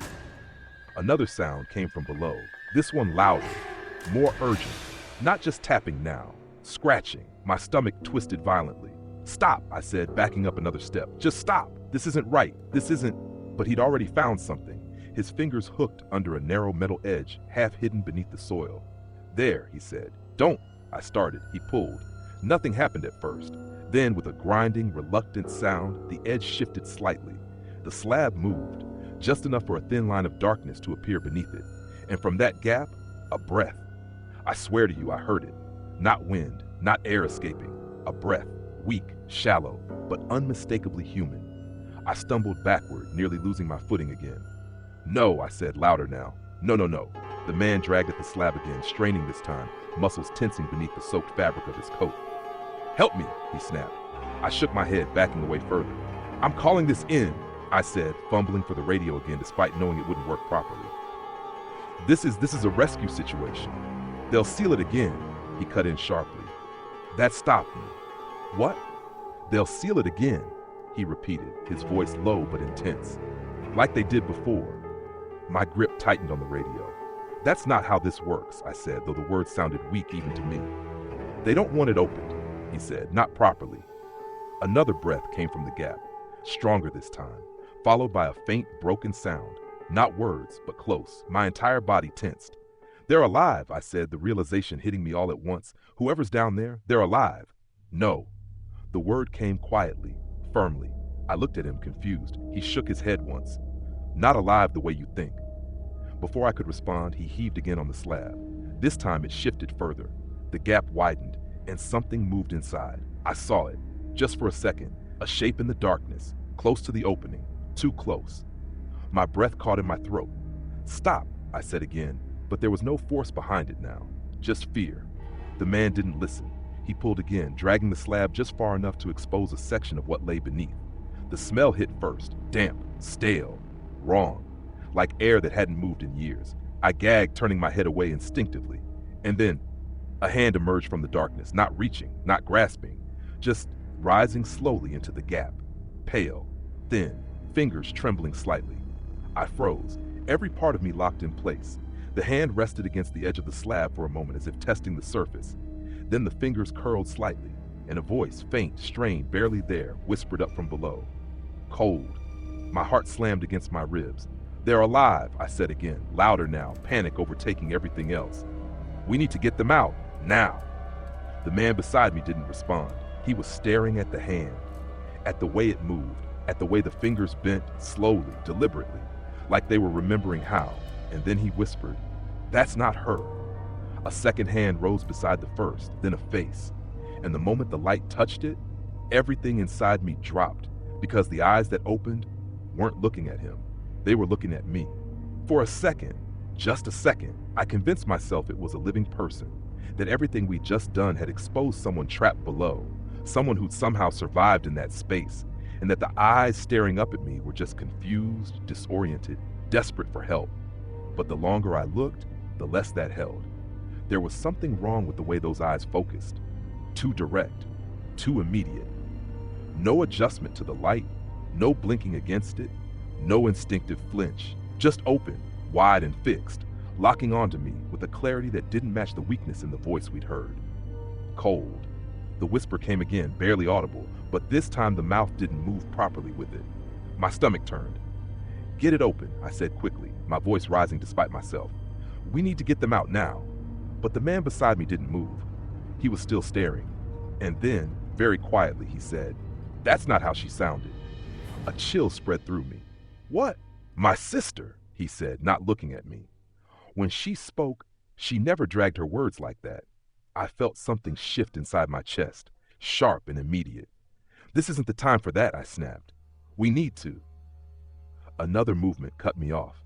The figure below the slab shifted upward slightly, both hands now gripping the edge, pulling just enough to raise the shoulders into the light. The skin looked wrong, not decomposed, not like you'd expect, but pale in a way that didn't reflect the light properly, like it absorbed it instead. The texture seemed too smooth in places, too stretched in others. And the smell, God, the smell. It wasn't just damp air anymore. There was something else mixed into it now. Sweet, sour, old. I staggered back another step, covering my mouth instinctively. Jesus, the man, finally moved, but not away. He leaned closer, studying, watching the way the figure below shifted and adjusted, the way its head tilted slightly as if trying to understand the angle of the light. "You're not her," he said quietly. The figure stopped moving, just for a moment. Then slowly, its head turned toward him. "Late," it whispered. The word came out broken, stretched thin like it had been pulled through something before reaching the air. My pulse hammered in my ears.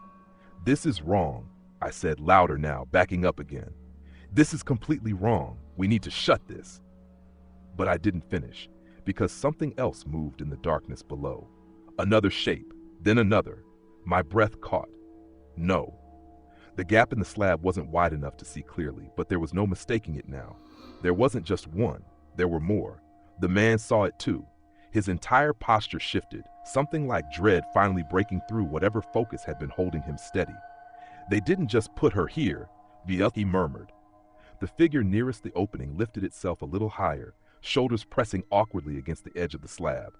The movement looked strained, unnatural, not like someone climbing out, but like something forcing itself into a position it didn't quite understand.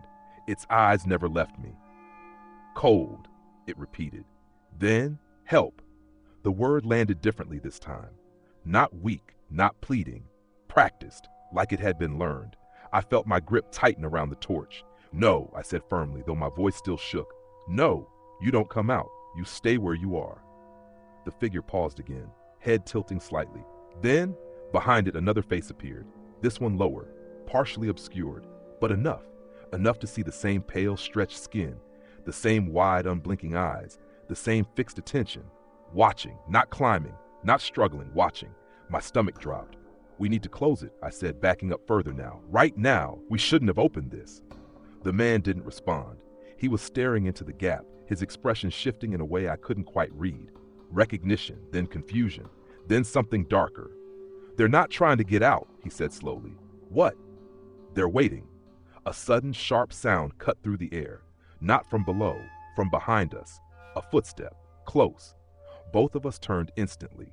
At the edge of the older section, just beyond the reach of the torchlight, a figure stood between the stones. Still, watching. My heart slammed against my ribs. "Don't move," I whispered. The man beside me didn't answer. Another shape appeared further back. Then another. Not approaching, just positioning, exactly like before, at the railings. 3 of them, same spacing, same stillness. "They're back," I said, my voice barely holding together. The man shook his head slightly. "No," he said, "they never left." A low sound rose from the open slab. Not a voice this time. Something else. A shifting. A movement that carried through the ground itself. The figure at the opening tilted its head again. Then slowly, it smiled, not wide, not exaggerated, just enough to show that it understood something we didn't. And then it spoke, clearer this time, stronger. "You shouldn't have opened it." Every instinct I had screamed at once. "Back," I said sharply, grabbing the man's arm. "We need to go, now." But he didn't move. He was staring past me again, toward the figures in the dark. "They're not here for us," he said. "Then what are they here for?" I demanded. He didn't answer. Because at that moment, one of the figures behind us took a step forward, and the sound of it, the simple, quiet crunch of gravel, felt louder than anything I'd heard all night. The shape at the slab shifted again, another hand rising from the darkness, then another. Too many, far too many. And the voice below, no longer weak, no longer broken, whispered up through the gap, "They found it." The ground beneath my feet seemed to drop, and for the first time since any of this had started, I understood. This wasn't about something being hidden, it was about something being kept contained, and we had just opened it. Everything in me snapped at once. Not panic exactly, something sharper than that. A kind of clarity that only comes when you realize too late that you've crossed a line you didn't even know was there. "Close it," I said, grabbing the man's arm harder this time. "Now, we need to close it." He still didn't move. His eyes were fixed on the figures behind us, not the ones below. "They're waiting," he repeated, but this time there was something different in his voice. Not confusion, not fear, understanding, and that frightened me more than anything else. "Waiting for what?" I demanded. He didn't answer, because behind him, one of the figures stepped fully into the edge of the torchlight. My breath caught. It was the same man I'd seen before in the West Plots, the one who'd stopped when I fell, the one who hadn't chased me when he could have. Up close, he looked even worse. Not in the way you'd expect. Not injured, not obviously unwell, but off. Like his face had settled into the wrong expression and stayed there too long. His eyes were locked on the open slab, not on us, and his mouth sat slightly open as if he'd forgotten to close it. Behind him, the other two figures remained in the dark, still, watching. "They're not here for us," the man beside me said again, quieter now. "Then what?" The answer came from below. "They opened it." The voice wasn't weak anymore. It wasn't broken. It was steady, clear, and it wasn't coming from just one place. It echoed slightly, overlapping itself in a way that made it impossible to tell how many were speaking. My grip tightened instinctively. "No," I said, shaking my head. "No, this is wrong. We're closing it." I stepped forward, reaching for the edge of the slab. The moment my hand touched it, something moved beneath. Fast, too fast. A hand shot upward, fingers snapping closed just inches from mine. I jerked back with a shout, stumbling away. The thing below didn't climb out. It didn't even try. It just held itself at the edge, fingers curled over the stone, head tilted slightly as if studying my reaction. Then it smiled again. "You shouldn't touch it," it said. The voice was different now, closer, more certain, not a whisper anymore. The man beside me took a step back. For the first time since I'd met him, I saw fear break through whatever had been driving him. "That's not her," he said, louder now, more urgent. "That's not—" A sound cut him off. From the ground behind us, another shift, another section of earth giving way. I turned instinctively, my torch beam swinging wide, and caught it just as the soil near the edge of the path cracked slightly. Not deep, not dramatic, but enough. Enough to show that what we'd opened wasn't isolated. It wasn't contained to that one slab. It spread. A thin line running through the ground, subtle but unmistakable, like a seam. My chest tightened painfully. "It's not just here," I said. "No," the man replied quietly. "It never was." Another figure stepped forward behind us, then another. The spacing tightened, not rushed, not chaotic, deliberate, measured. They weren't surrounding us. They were forming something. A boundary. My pulse spiked.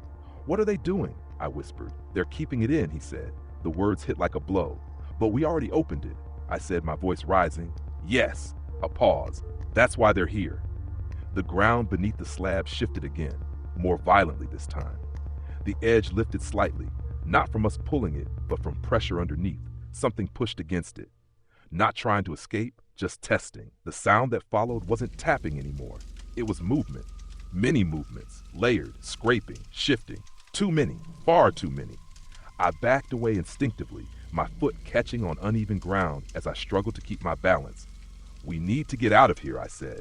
"Right now, we go back to the office," we called. "They already know," the man said. "What?"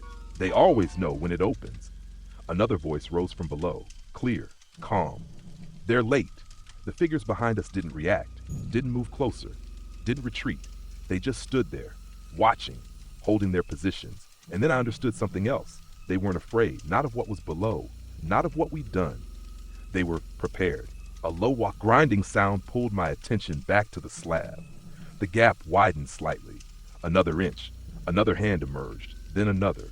Pale fingers curling over the edge, gripping the stone with slow, deliberate strength. The first figure, the one closest to the opening, tilted its head further. Then, in a voice that sounded almost conversational, it said, "It's easier when they help." My stomach dropped. "What does that mean?" I asked, though I wasn't sure I wanted the answer. The man beside me didn't respond. He was staring at the figures behind us again. "They're not just watching," he said. "They're counting." "Counting what?"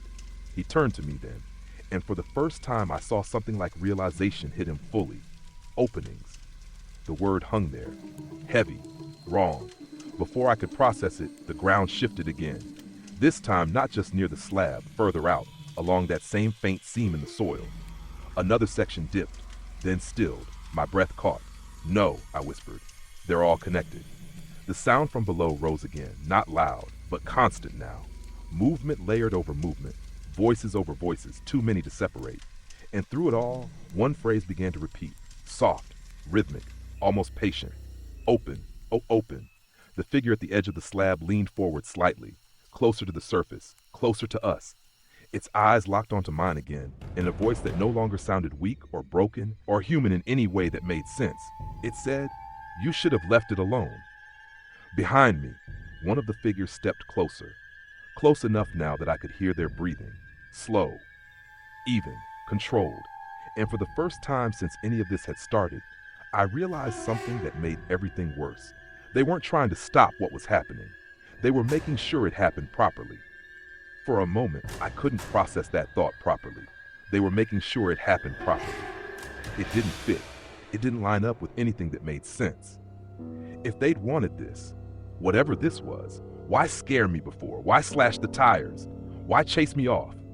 Unless they hadn't been trying to stop me. Unless they'd been controlling where I went. My chest tightened. "You brought me here," I said slowly, the words forming before I'd fully thought them through. The man beside me didn't respond, but one of the figures behind us shifted slightly. Just enough. Confirmation. A cold wave passed through me. "No," I said, shaking my head. "No, that's not." But it was. Everything lined up all at once. The figures at the railings, the way they didn't leave, the way they moved, separate, deliberate.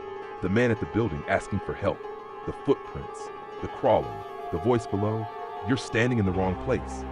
They hadn't been random. None of it had been random. "You needed someone to open it," I said, my voice barely holding together.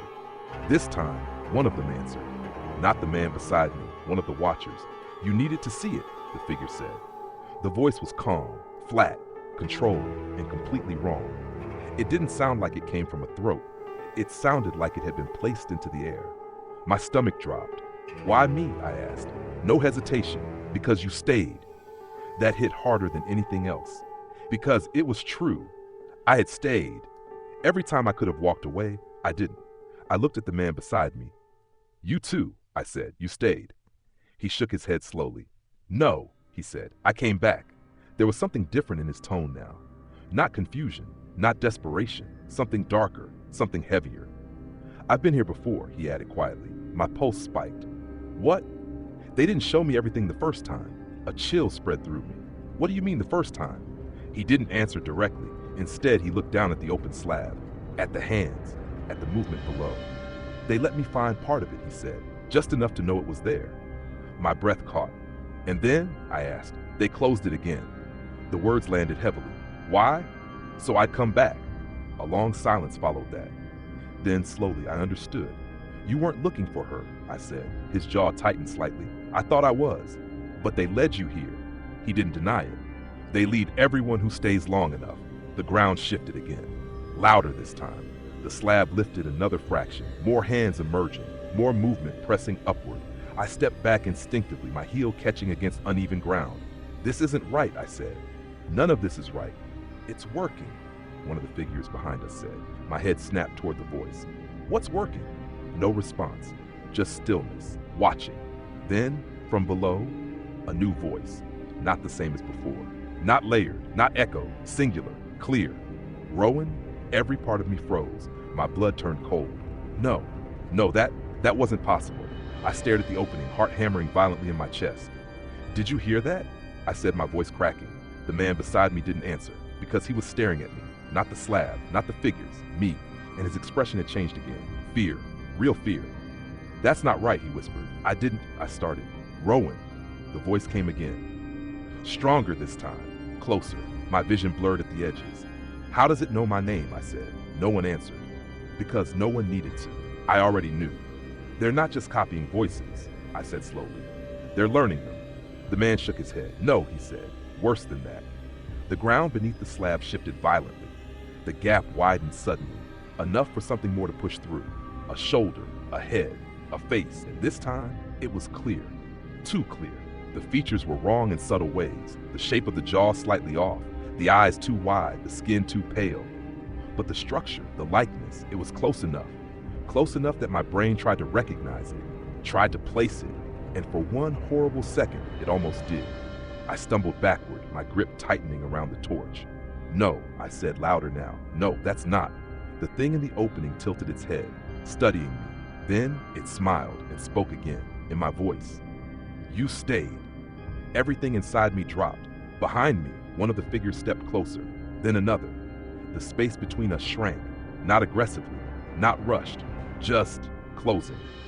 The man beside me grabbed my arm suddenly. "We have to leave," he said, his voice urgent now. "Now!"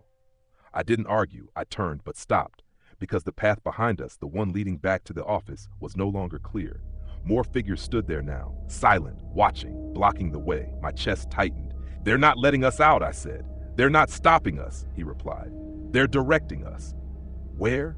He looked past them, toward the darker part of the cemetery, toward the older sections, toward the places I'd avoided even before all this started. "Back," he said quietly. My stomach dropped. "Back where?"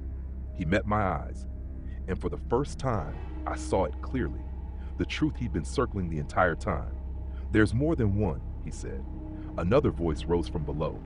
Layered, overlapping, growing louder, open, open, open. The figures around us shifted slightly, not closing in, not attacking, just tightening the space, guiding, herding, and the thing in the slab, the thing wearing a shape too close to human, spoke one last time before we moved. Clear, certain, unmistakable. There's more to find. And in that moment, I understood something that made everything worse. This wasn't the end of anything. It was just the first place they wanted opened. I didn't remember deciding to move. One second I was standing there, staring at that thing in the opening, hearing my own voice coming back at me. And the next I was backing away, step by step, my body acting on instinct before my mind had caught up. "Don't run," the man beside me said under his breath. "Not yet. Not yet." That choice of words stuck with me immediately.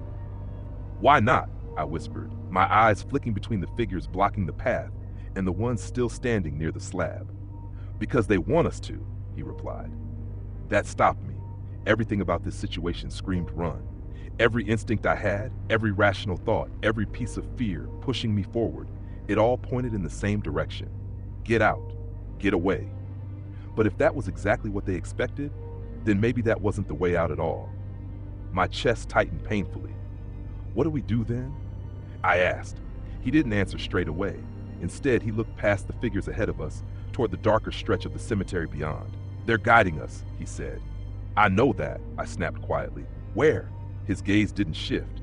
"There's another access point." A cold wave passed through me. "No," I said immediately. "No, we're not going deeper into this. We're getting out." "There is no out," he cut in sharply. The certainty in his voice made me freeze. "Not the way you think." Behind us, the sound from the open slab grew louder. More movement, more shifting, more voices layering over each other in that same unnatural rhythm. Open, open, open. The ground seemed to carry it now, the vibration traveling outward, faint but constant. I swallowed hard. "Then what?" I said. "We close it from the other side." The words didn't make sense at first. "What do you mean, the other side?" He finally looked at me again. "The chamber isn't just under that slab," he said. "It runs beneath the cemetery." My stomach dropped. "No, they didn't just build one place to hide things," he went on. "They built a system." Every word made it worse. "A system for what?" I demanded. "For moving them," he said. My pulse spiked. "Moving what?" He didn't answer. Because we both already knew. Another voice rose from the slab behind us, louder now, clearer, almost excited. "They're going." The figures around us shifted slightly. The space in front of us opened just enough. A path, not wide, not obvious, but there, leading deeper into the older section. I stared at it, my heart hammering. "This is a trap," I said. "Yes," he replied. "And you still want to follow it?" He didn't hesitate. "It's the only way to stop it." The logic made no sense, but the alternative made even less. Behind us, a loud crack split the air. The slab shifted violently. Something underneath pushed harder this time. A hand shot out further than before, fingers clawing at the edge with sudden, jerking force. Then another, then another. Too many, far too many. My breath caught. "They're getting out," I said. "Not yet," he replied, "but they will." That was enough. I turned toward the narrow path. "Fine," I said, "but if this goes wrong..." "It already has," he said, and then we moved. The figures didn't follow. They didn't need to. They simply adjusted, stepping aside just enough to let us pass, their heads turning slightly as we moved between them. Watching, always watching. I kept my eyes forward, refusing to look too closely at them as we passed. Up close they were worse. Not distorted, not obviously unnatural, but something about their stillness, the way they held themselves, felt rehearsed, like they were maintaining a shape rather than existing in it. One of them spoke as we moved past. "Not much time." I didn't respond, didn't even look. The path led us deeper into the older section. where the ground dipped slightly and the trees grew thicker. The lamplight barely reached here. Shadows pooled between the stones, swallowing detail, making distance hard to judge. This way, the man said, veering off the main path toward a narrower strip of ground I'd barely noticed before. You've been here, I said. Yes. When? He didn't answer. That told me enough. We moved faster now, not running, but not slow either. The air felt heavier the further we went, the pressure building again. That same sense of something closing in, not physically, but in a way that made it harder to think clearly. How far? I asked. Not far. The ground underfoot changed slightly, less gravel, more packed soil. Then, stone. I nearly tripped over it. A flat, worn slab set into the ground, half hidden by moss and dirt. Different from the one we'd opened. Older, weathered, but the same shape, the same size. My chest tightened. No, I said. Yes, he replied. This is it. I swept the torch over the surface. Unlike the other slab, this one didn't show signs of recent disturbance. No fresh soil, no handprints, no marks at all. If I hadn't known what to look for, I would have walked straight past it. How do we open it? I asked. We don't. That stopped me. What? He crouched down, brushing his hand along the edge of the slab. This one opens from below. A cold chill ran through me. Meaning if they reach this side, he started. A low sound cut him off. From beneath the slab, faint but unmistakable, a scrape. Then, a soft knock. I froze. No, I whispered. They're already here. The man's face tightened. That's not possible. Another knock, stronger this time. My pulse spiked. Yes, it is.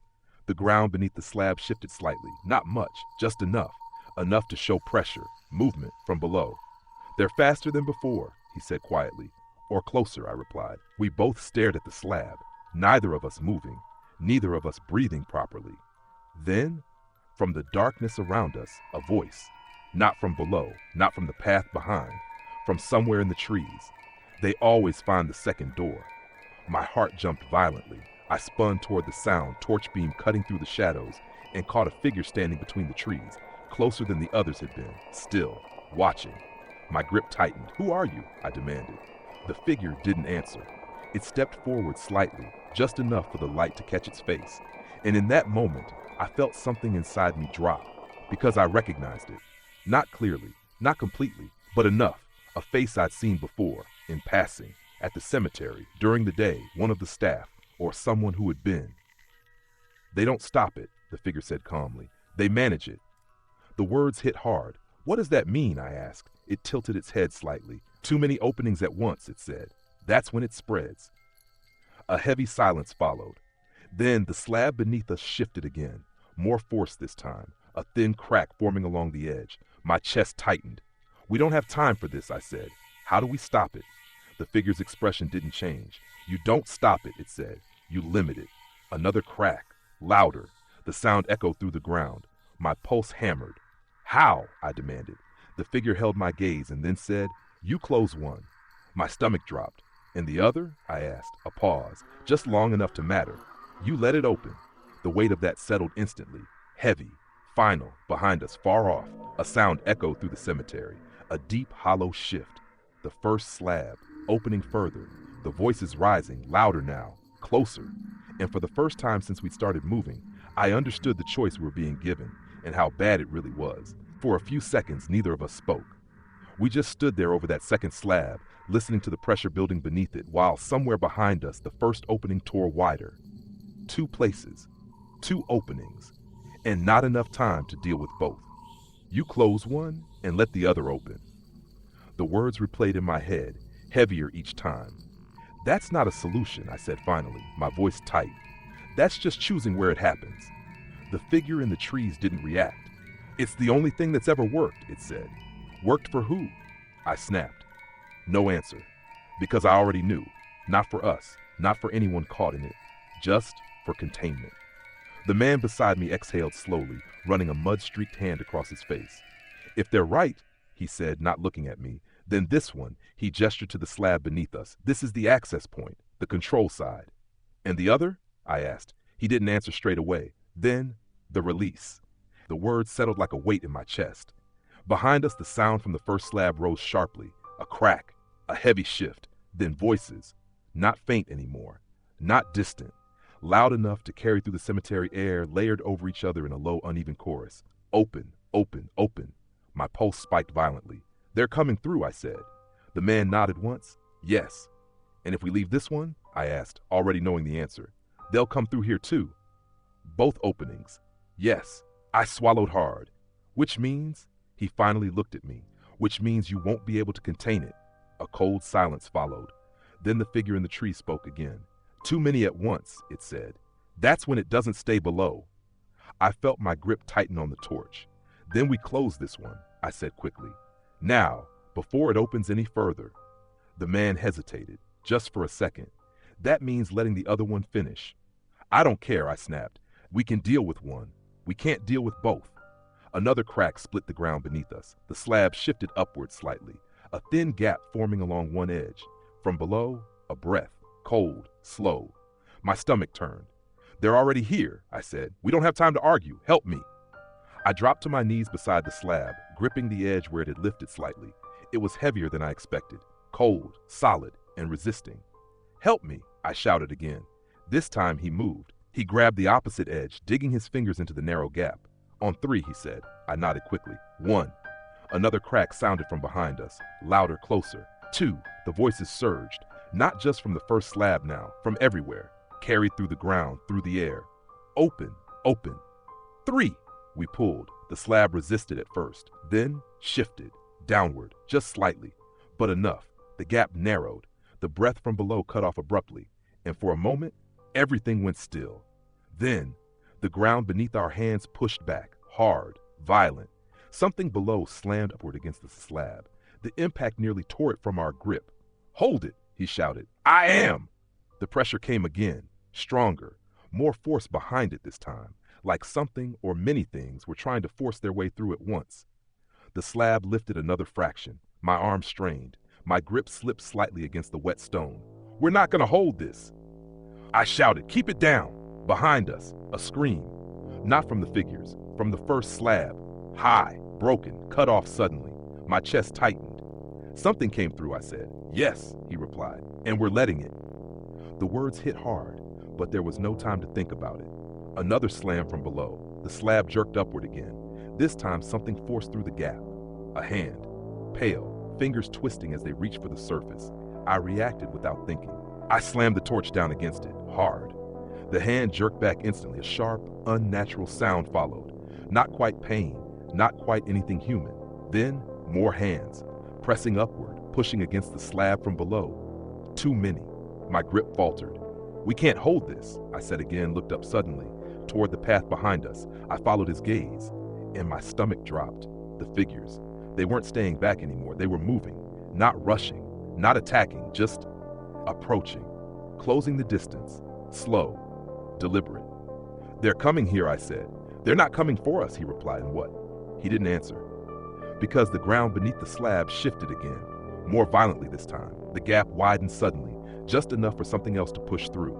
A face, not fully formed, not fully human, eyes opening too quickly, mouth stretching. You can't close it, it said. The voice wasn't layered this time. It was singular, clear, certain. My pulse hammered. Watch me, I muttered through clenched teeth. I shoved downward with everything I had. The slab dropped another inch. The face vanished. The gap narrowed. The pressure from below intensified immediately.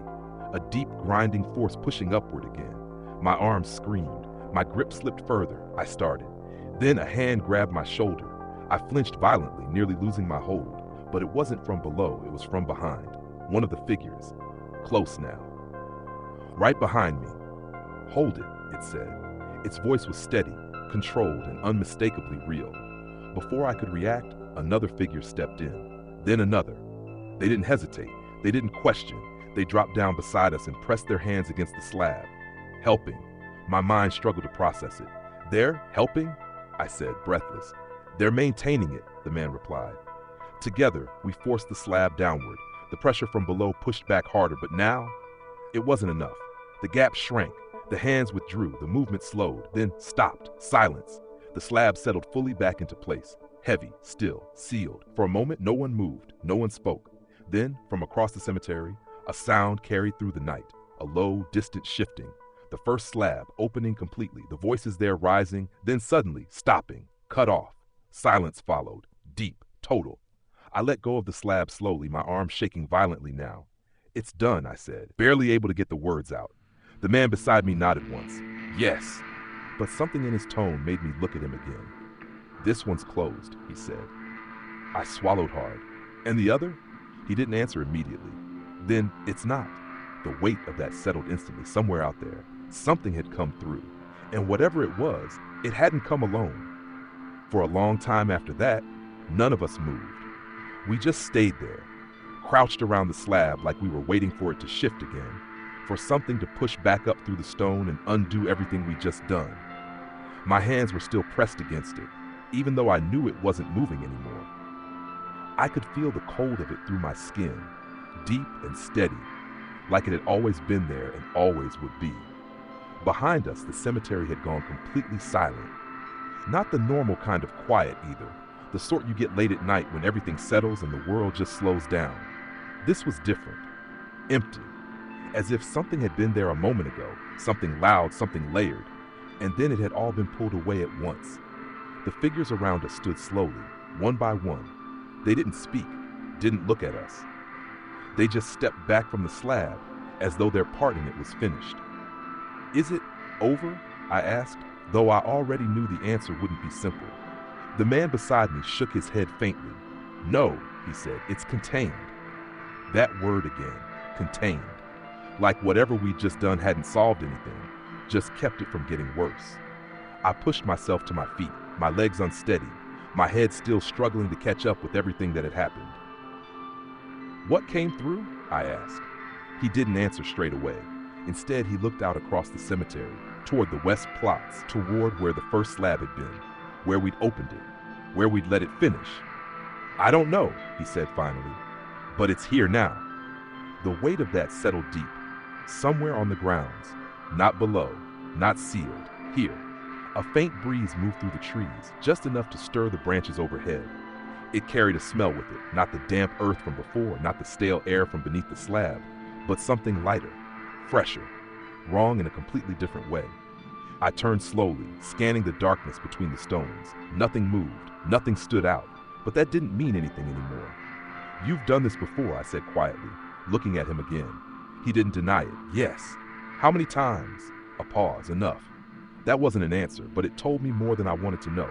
"And every time," I hesitated, "every time something comes through?" He nodded once. "If it's not stopped properly." "And if it is?" Another pause. "Then they stay where they are." That didn't sound like a win. I looked back down at the slab beneath us. Closed, still, like nothing had ever been there. But now I knew better. "They're still down there," I said. "Yes." "And they're not dead." "No." The simplicity of his answer made it worse. I ran a hand over my face, trying to steady myself. "This place," I said, glancing around, "how long has this been happening?" He followed my gaze. "Longer than anyone admits." That matched what the others had hinted at, what Elaine hadn't said, what the groundsman had meant. Not everything here was new. "Then why keep it open at all?" I asked. "Why not seal everything and be done with it?" He gave a small, tired shake of his head. "Because it doesn't stay sealed." A cold silence followed that. Then, from somewhere in the distance, a sound, soft, faint, a footstep. I turned toward it instantly, my heart kicking back into a faster rhythm. "Did you hear that?" I asked. He had. I could see it in the way his posture shifted, the way his eyes narrowed slightly as he listened. Another step, closer this time, not from below, from the cemetery. I swallowed hard. "It's out there," I said. "Yes." "Can we stop it?" He didn't answer immediately. Then, "No." The word landed flat, final. "But we can find it," he added. I let out a breath that felt heavier than anything I'd carried before. "And then what?" He looked at me, really looked at me. "You make sure it doesn't open anything else." That wasn't reassurance. That wasn't even a plan. It was just survival, the kind that doesn't end when the night does. I looked past him, back toward the path we'd come from, the way out. Still open now, clear, no figures blocking it, no shapes waiting in the dark. Just the long stretch of wet ground leading back to the office, the gates, the road beyond. Freedom, or at least the illusion of it. "I'm done," I said quietly. He didn't argue, didn't try to stop me. "Most people are," he said. I hesitated, just for a second. Then I turned and started walking. I didn't run, didn't look back. Just walked, steady and controlled, like I had at the start of the night. Like nothing had changed. But everything had. Every step felt different. Every shadow meant something now. Every stretch of ground carried the possibility of something beneath it, or something waiting to come through. By the time I reached the office, my hands had stopped shaking. By the time I reached the gates, the night had gone completely still again. And by the time I stepped out onto the road and turned back for one last look, the cemetery looked exactly the same as it always had. Quiet, empty, closed, like nothing had ever happened. But as I stood there staring through the railings, I realized something that stayed with me ever since. It wasn't the place that had changed. It was me. Because now I knew what was underneath. I knew it wasn't sealed. Not really. And worse than that, I knew something had come through. Something that could move, that could watch, that could learn. And as I turned to leave, I heard it, faint, behind me, not from the cemetery, from the road. A voice, soft, almost familiar. Rowan, I stopped, slowly, carefully, but I didn't turn around. I didn't need to, because I already understood the last part of it. It didn't stay in the cemetery. It never had. And whatever had come through that night, it hadn't followed me. It had been waiting for me to leave. If this story stirred something within you, be it a flicker of unease, curiosity, or deep reflection, please leave a comment and share your thoughts. What do you think is truly going on? Have you ever experienced a sense of uncanny familiarity like that before? If you have similar stories of your own, don't hesitate to share them. Who knows? Maybe we are all touching upon the same hidden frequency. And if you want to keep exploring these dramatic, mysterious, and multi-layered tales, please hit the like button to support the channel and subscribe so you don't miss any upcoming chapters. Wishing you a truly peaceful night where everything is still in the gentlest way, and may there always be a spark of warm light somewhere waiting for you to find it.